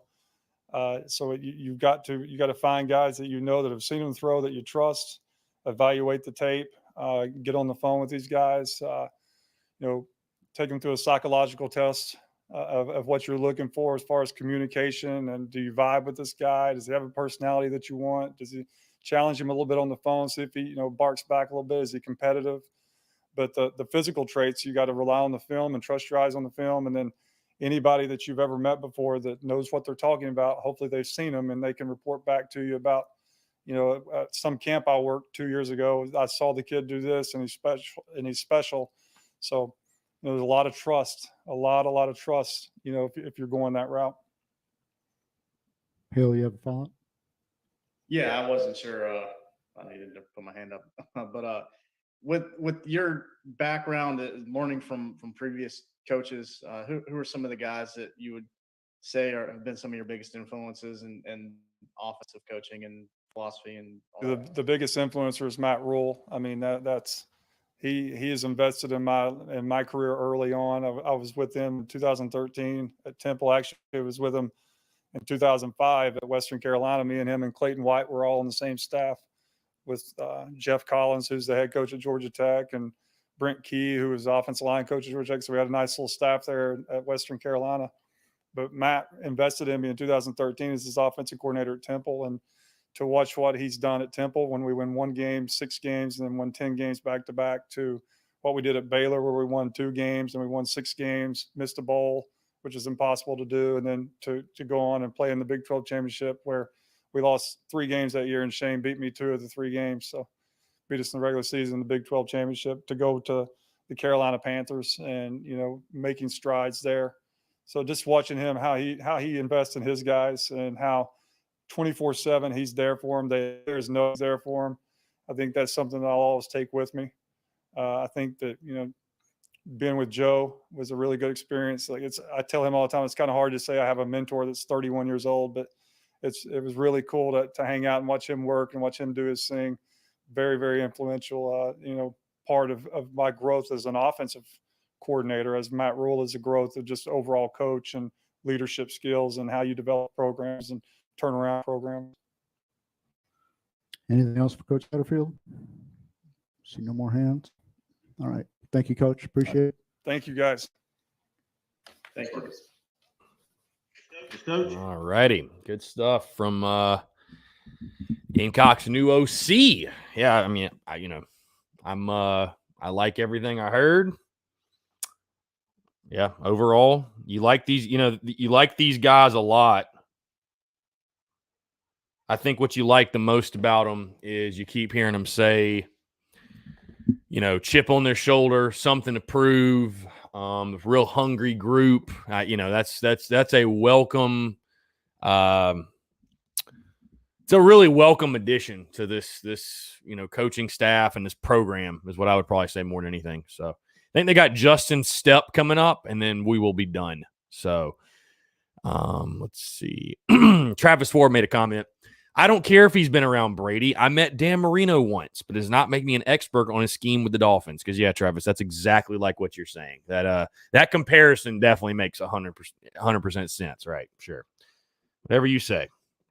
No, overall, we're really excited for Saterfield. The thing I like hearing the most from those guys is that I think they're going to, when they ask him about scheme and what he wants to do, what type of offense he's going to run, I think they're just going to they're going to try to get the most out of the guys they have on the roster. You know what I mean? So they might run a spread. They might run a pro. They're going to get the most out of the guys they got to score points and win games. And that's the bottom line. You know what I mean?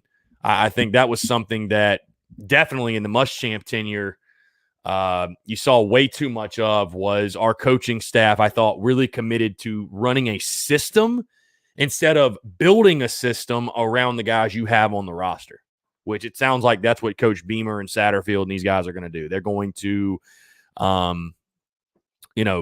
build a system around the athletes you have on your roster. So maximize the talent you have. That's 100%. I think that's definitely the best plan of action. No question. So,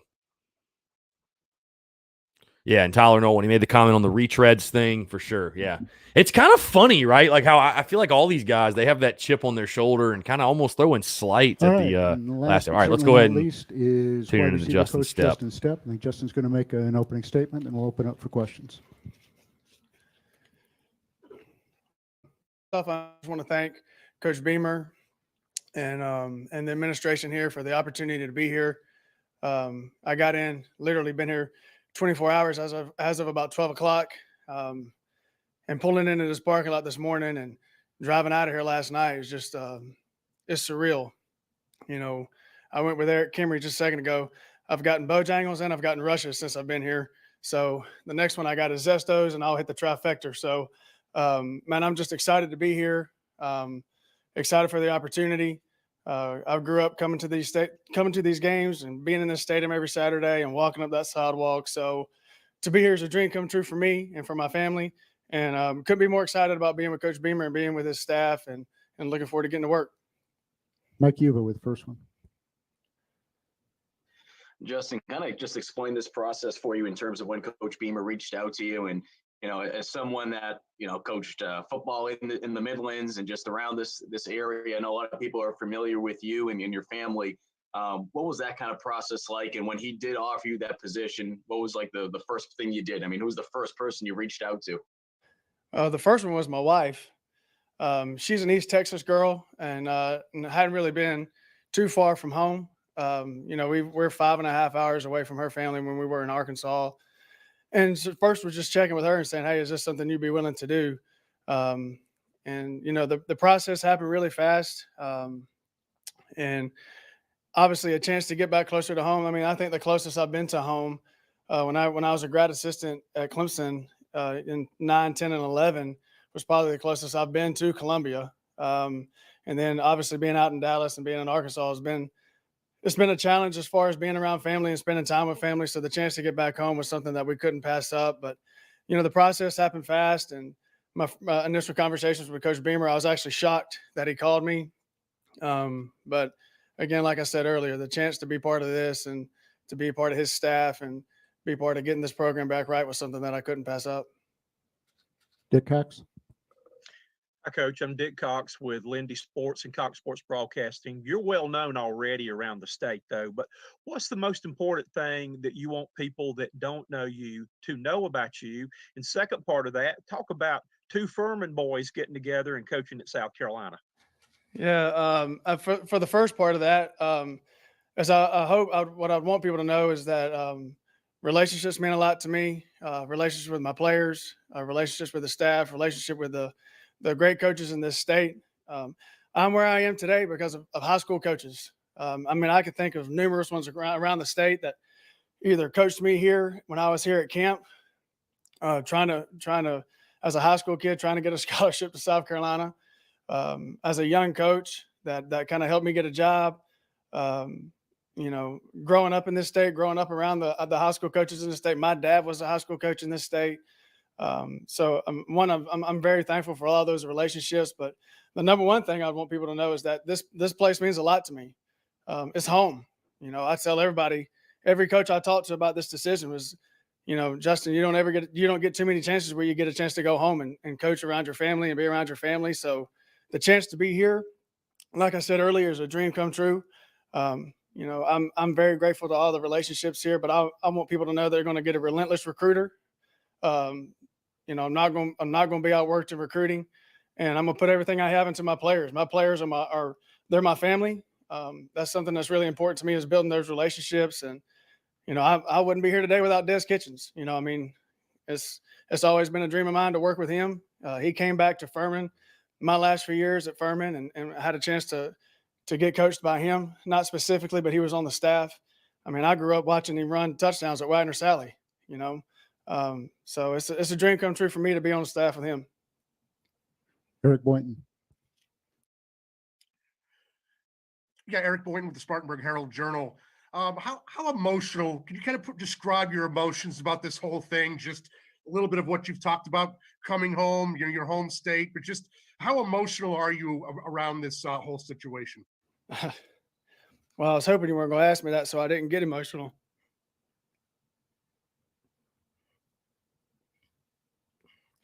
Thanks, Eric. Man, it means a lot to me. A lot to be, my parents went to school here, and man, like I said, I was the kid. Now that I'm on the other side of this thing and being a recruiter, I was the kid that signed up for tickets every weekend. I remember those guys on staff had to be like, man, this kid ain't figured it out yet that we're not going to recruit him. But I was in those stands every day, every Saturday. Coming to every game. I wore some of those coaches out trying to get up every Saturday. So this is it. There's no other job in the country I would have left for, but to be right here in Columbia. Hill McGranahan. Hey, Justin, Hale McGranahan with South Carolina 24/7 side. Just curious how familiar you are with some of the guys who are on the roster right now at receiver. I'm sure you've recruited a couple of them, but what's your overall knowledge about what you're going to have to work with? Yeah, I've had a chance to recruit some of these guys. Don't really know them too well. And again, I haven't been here 24 hours. So that's my plan. The next 24, 48 hours, the next 3 days, to really dig into the roster, dig into the depth chart, and kind of figure out who I got. That's one thing is whoever's here, man, they're mine. It's my job to coach them.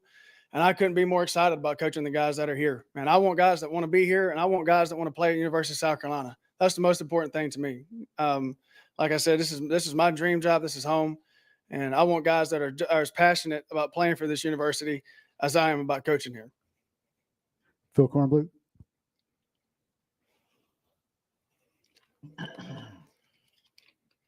Hey, Coach, good to see you again. What impact did Kevin McCrary have on your decision? No, that's just a joke. Don't worry about that. In developing receivers, what do you look for? Excuse me. What do you look for? What makes a great receiver, in your opinion? Well, I think number one is, do they love football? No matter when you start out recruiting these guys, no matter what position it is, man, do they love the game? Do they love doing everybody? I tell my guys all the time, everybody gets the same amount of hours in a day. Everybody has the 20-hour weeks and the 8 hours, whatever it is that they have for practice. But what do you do outside of the mandatory time that's going to make you better than anybody else? That's what's going to separate you. And so what is their work ethic? My number one question when I talk to high school coaches before we offer is, hey man, how much does this guy work outside of what you require him to do? Does he really love the game of football? So that's number one. Obviously, for me, it's building a relationship. I think you can only push a player as far as your relationship goes. So if you have that relationship with that kid, no matter what position it is, but at my position, if I have that relationship with him and there's a genuine trust between you and the player, that obviously helps. And then, in this league, can he beat press man? Can he get off of press coverage? Can he create some separation at the top of the route? Can he run? You don't have to necessarily be a blazer. I mean, the fastest guy on the team, but if you can create separation and you understand football and understand leverage and the things that go into running a route, that obviously help you get open as well, man. But the number one thing to me is you don't have to be completely polished as a route runner, as a catcher of the ball. We can work on those things, man. But the one thing you got to have is you got to love the game of football. If you don't love it at this level, you'll get exposed. That's what I look for. Number one is, does a guy love the game? Can we get that relationship together? Is there that mutual bond? Is there that trust between me and player? That's probably the relationship part is the most important part. Lou at the State. Hey, Justin, Lou Bajak from the State. What's your favorite memory at going to games at USC, being there so much? Anyone that stick out and you remember the first game you went to? Oh, gosh, man, I remember growing up in Pilgrim, South Carolina, and, my dad, there were three of us. Obviously, I have a twin brother who was a high school coach in this state. And then I have an older sister. And we used to we didn't get tickets. Everybody in the family didn't get tickets. So my dad would actually, I don't even know if he remembers this story. He would cut the straws. We'd have to draw straws to see who got to go to the game. So, and that's my number one memory is some days, Josh would go to the game or my sister Jessica would go to the game and I'd be stuck at home. I kid Eric Kimry all the time, but I was actually sitting in the end zone where the cocker boosters are in the right corner of that end zone when he threw that touchdown. That was the first thing I told him when I saw him the other day. It's the first time I ever met him, and had a chance to spend some time with him outside of going to his school. But growing up in that stadium, and I remember all the games as a recruit. I remember being here with a lot of the guys that played, ended up coming here and playing. A lot of those guys I was with in the Shrine Bowl. I mean, Troy Williamson. I mean, I said it the other day. I went in that receiver room and looked around and said, man, I just cannot believe I'm actually the receiver coach here at this university where some of these guys have played. And I know it's a proud tradition at wide receiver. I get it, man. I was on the other sideline and watched some of these guys play that have played here. I got a picture when I was younger. I tried to find it to put it on Twitter the other day. I got a picture when I was younger and I was in a Robert Brooks jersey. I mean, that's how far. And Sterling Sharp, I remember my dad telling stories about that. There's a lot of memories, but I'm very grateful for the opportunity. Rick Henry. Hey, Justin, welcome home. Good to see you. You said that your wife was the first one you told that you were getting this opportunity. What was it like when you told Josh? It was awesome. I don't, and Rick, you've been around my brother and I for a long time, and we've been praying for you. And good to see you doing well. But he was excited. He was very excited.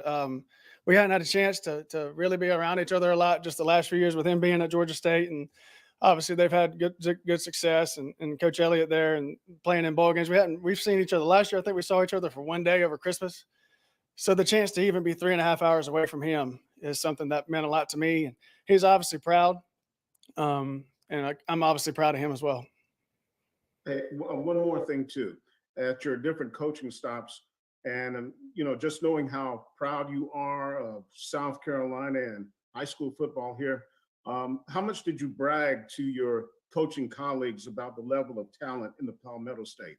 Well, I give those guys from Texas. I gave Coach Morris and all those guys I was with at Texas. They think they put the laces on the ball out there, and I tell them all the time, man. I said, boys, there's some good football per capita.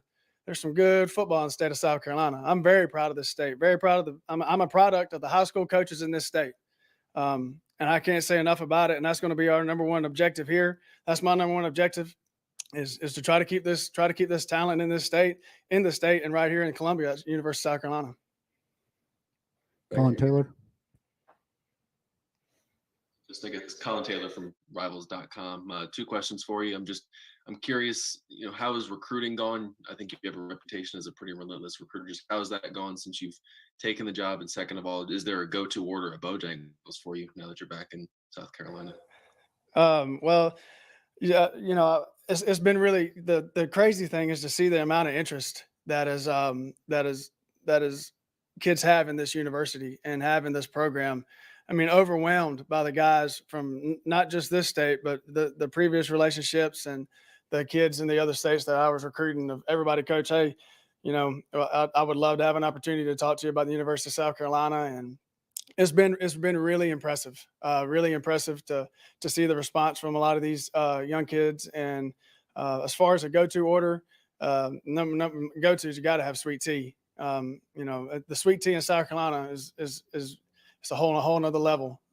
So obviously the sweet tea, and then today was it was chicken supremes, but usually it's a Cajun filet biscuit and some bow berries. So I stuck with the chicken tenders today. Good choice. I like it. Josh Kendall.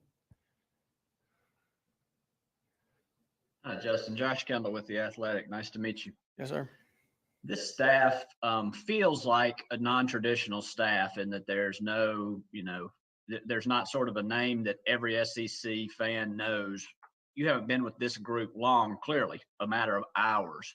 What's your gauge on how y'all are going to work together and what something unique you can bring as a unit?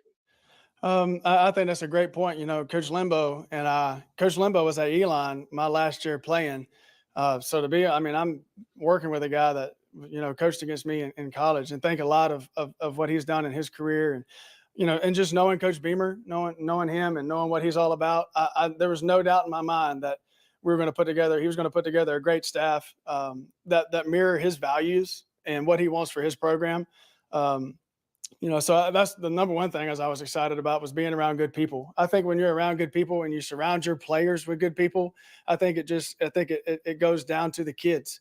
The kids see how close the staff is and see how well we work together.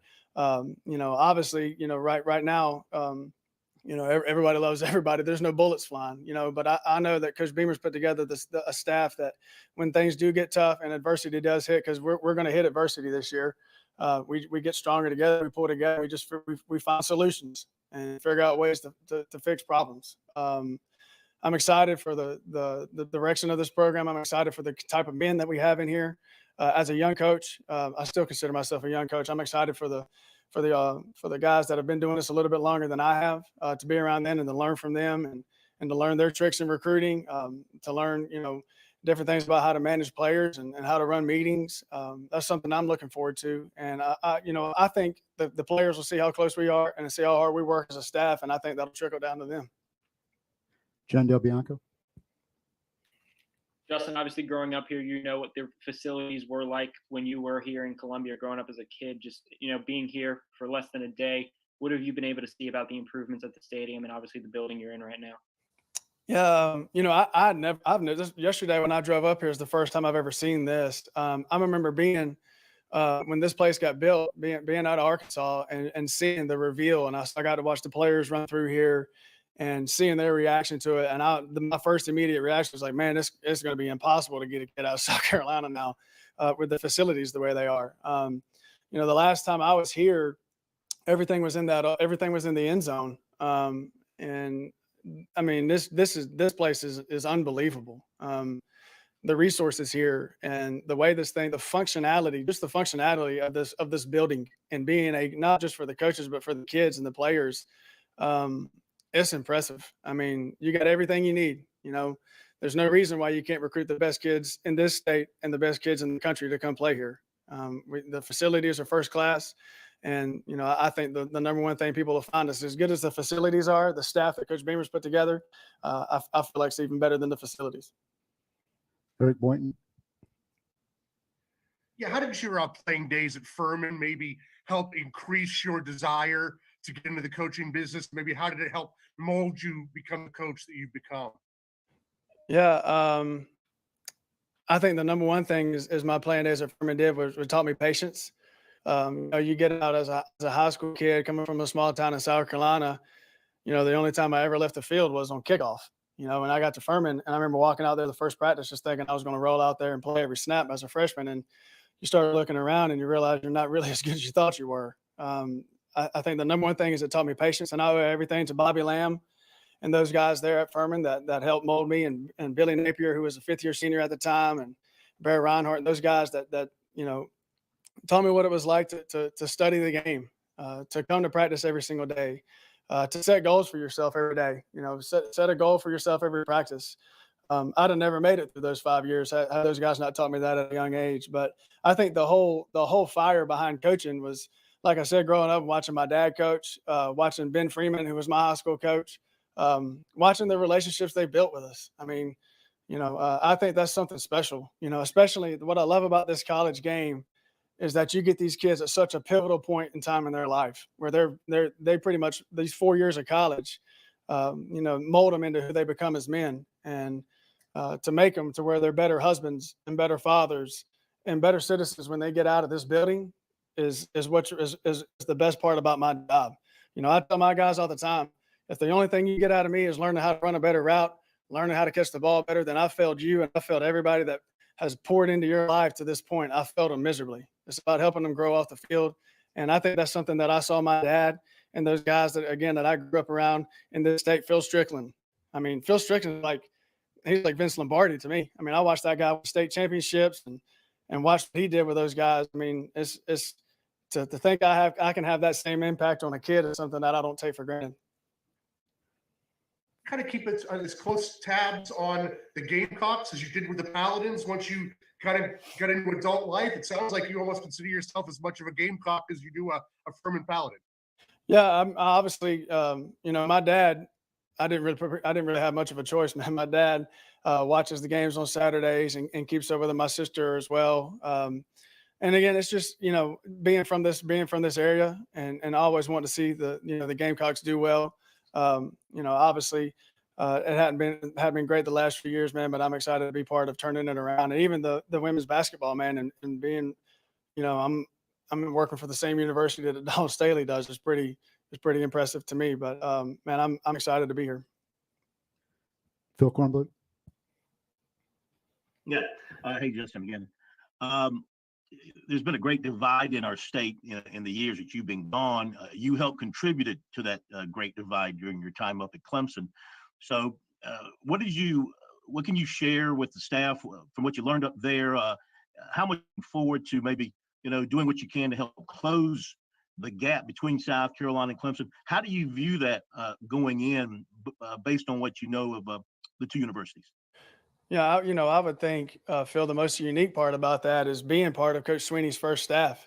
And again, I owe Coach Sweeney. I literally wouldn't be standing here today if Coach Sweeney didn't give me a job as a grad assistant. And he'll probably tell you the story better than I can, but I pretty much stalked him and Coach Spurrier trying to get a job to show up wherever they were speaking. I mean, if he was speaking, I'd be the last guy to leave. And he remembers that. And I'm forever in debt for him giving me a job. But the unique thing about it was Coach Sweeney was preaching, national championships and ACC championships and everything from his first staff meeting at Clemson. I mean, I remember being in there and hearing that. But I think that's the power of belief. And I think everybody in the world would be kidding themselves if he didn't think that bled straight down to his players. I mean, Coach Sweeney, the amount of belief that he has in himself and his staff and that program is exactly why they are where they are today. I mean, it bleeds down to the players. And so to see what it was when I first got there and to see what they're doing now, there's no reason why we can't do that here at the University of South Carolina. So that would be the number one thing, is just the belief that you can do it. And then obviously getting your kids to believe the same thing. I mean, if you wake up every day and you walk in this building and you don't realize how blessed you are to be here, I mean, then you don't need to be here. You know, we got the best of the best in this building. We got the best head coach and we got the best staff. And I truly believe when you believe that with all your heart, and your kids can see it, because you can't fake that. Your kids can see it, and then it bleeds down to them as well. Lou at the State. Justin, you've been, people mention you as relentless as far as your recruiting. Where does that drive come from, and how would you describe your recruiting style? My parents could probably tell you this, and my brother could probably. It's probably just from being paranoid that you're not going to be good enough, or being paranoid that, not necessarily paranoid, but just worried that, somebody's working harder than you. That's something I've always taken pride in. And as a young kid growing up, missing a workout, being worried to death that somebody was getting better than me. I heard a coach tell me when I was very young in this business and started as a grad assistant, I heard him say, if you're not talking to them, somebody else is. And you think about it. I mean, these kids nowadays with the cell phones and the social media and the platforms that these people have, the recruiters have to get in touch with kids. I mean, you're kidding yourself if you take one day from not talking to a kid, well, they probably didn't talk to that guy today. I mean, they're talking to somebody. And so that's the one thing I take a lot of pride in is, and majority of the time, I'd say 95% of the time, it has nothing to do with football. It has nothing to do with recruiting as far as getting to the school. It's, hey, how was your day? Hey, I know you had a math test coming up this week. How was your math test? But again, I think that goes to pouring in and building a relationship with the kids and showing them that you're interested a lot more than what they put on tape on Friday nights. I mean, I think that started with me as a young age.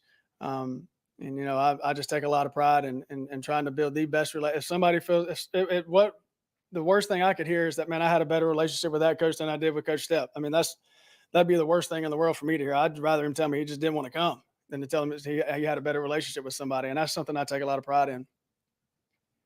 Hale McGranahan. Curious, who's the best high school player you watched growing up? Who's the best high school player you played against?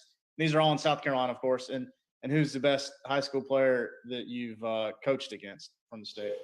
Oh, I'm going to tell you right now, hands down, still to this day, the best high school player I've ever seen in my life was Charles Ben from Calhoun County High School. And Rick, I know you remember him.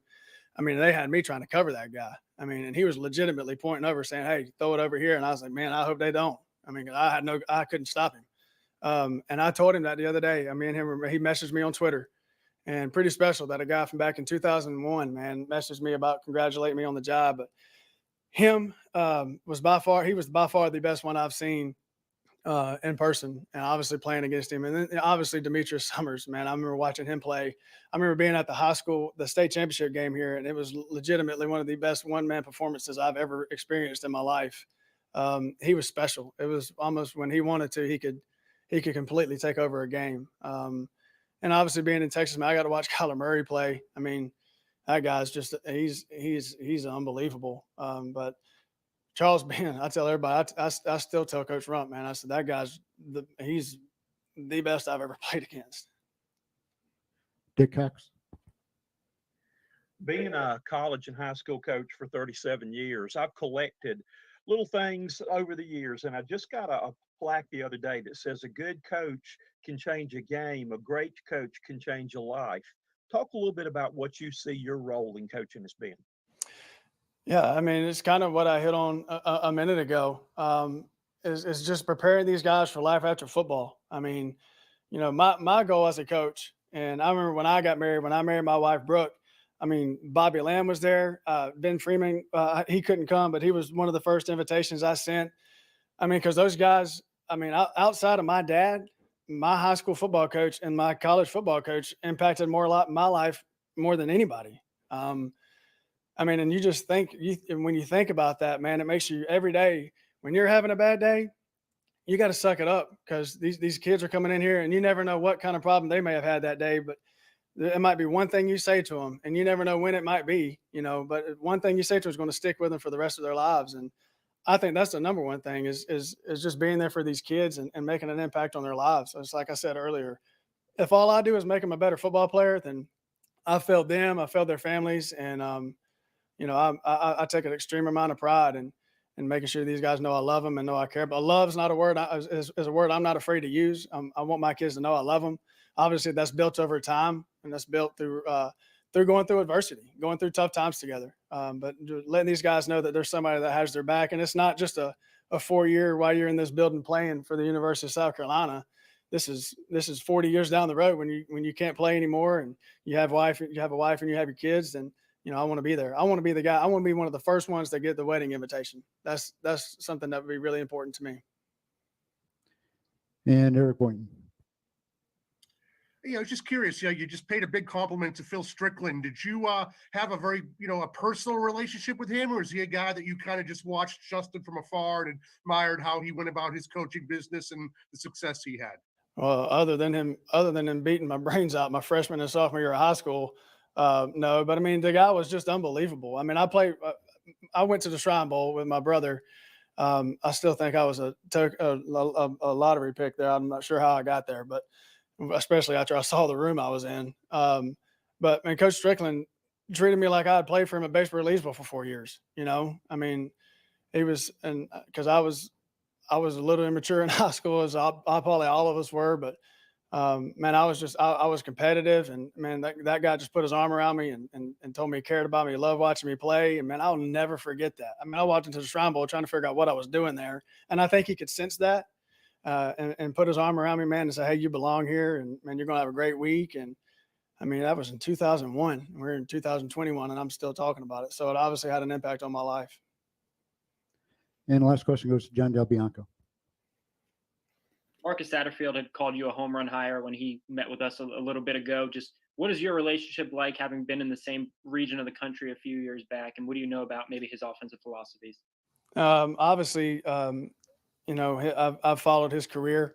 I was at SMU and he was at Temple, and obviously got the chance to watch his offenses 2 years in a row there. Man, they were so disciplined and they were efficient. And very just, you watch those guys play and you could tell they were very well coached.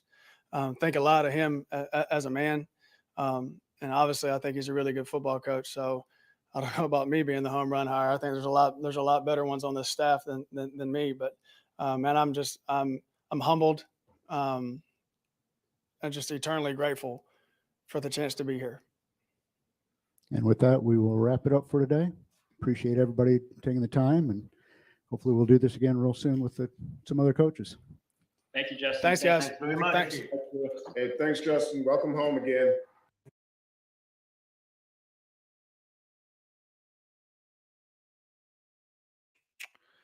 Okay, guys, that will do it. Hearing from all the coordinators, Coach Beamer, everything else. I'm going to go ahead and run. We got a lot to get into today, a lot to do, but obviously want to go live with you guys, check that out, everything. I'm excited. I'm very excited. I like what I heard from all the guys. Obviously, I mean, it's press conference stuff, whatever, but yeah, happy with all three of those guys, obviously, and excited to see what happens. You still got to name the O-line coach, defensive backs, strength staff to still come along, other staff positions, whatever. But for the most part, your coaching staff has really taken shape, and I'm excited at this point. I'm really, really pumped at this point. Again, guys, I'm going to run. We got a lot to get into today, but we'll do the Daily Crow all week podcast all week, of course. So again, guys, thank you so much for tuning in. We'll do it again.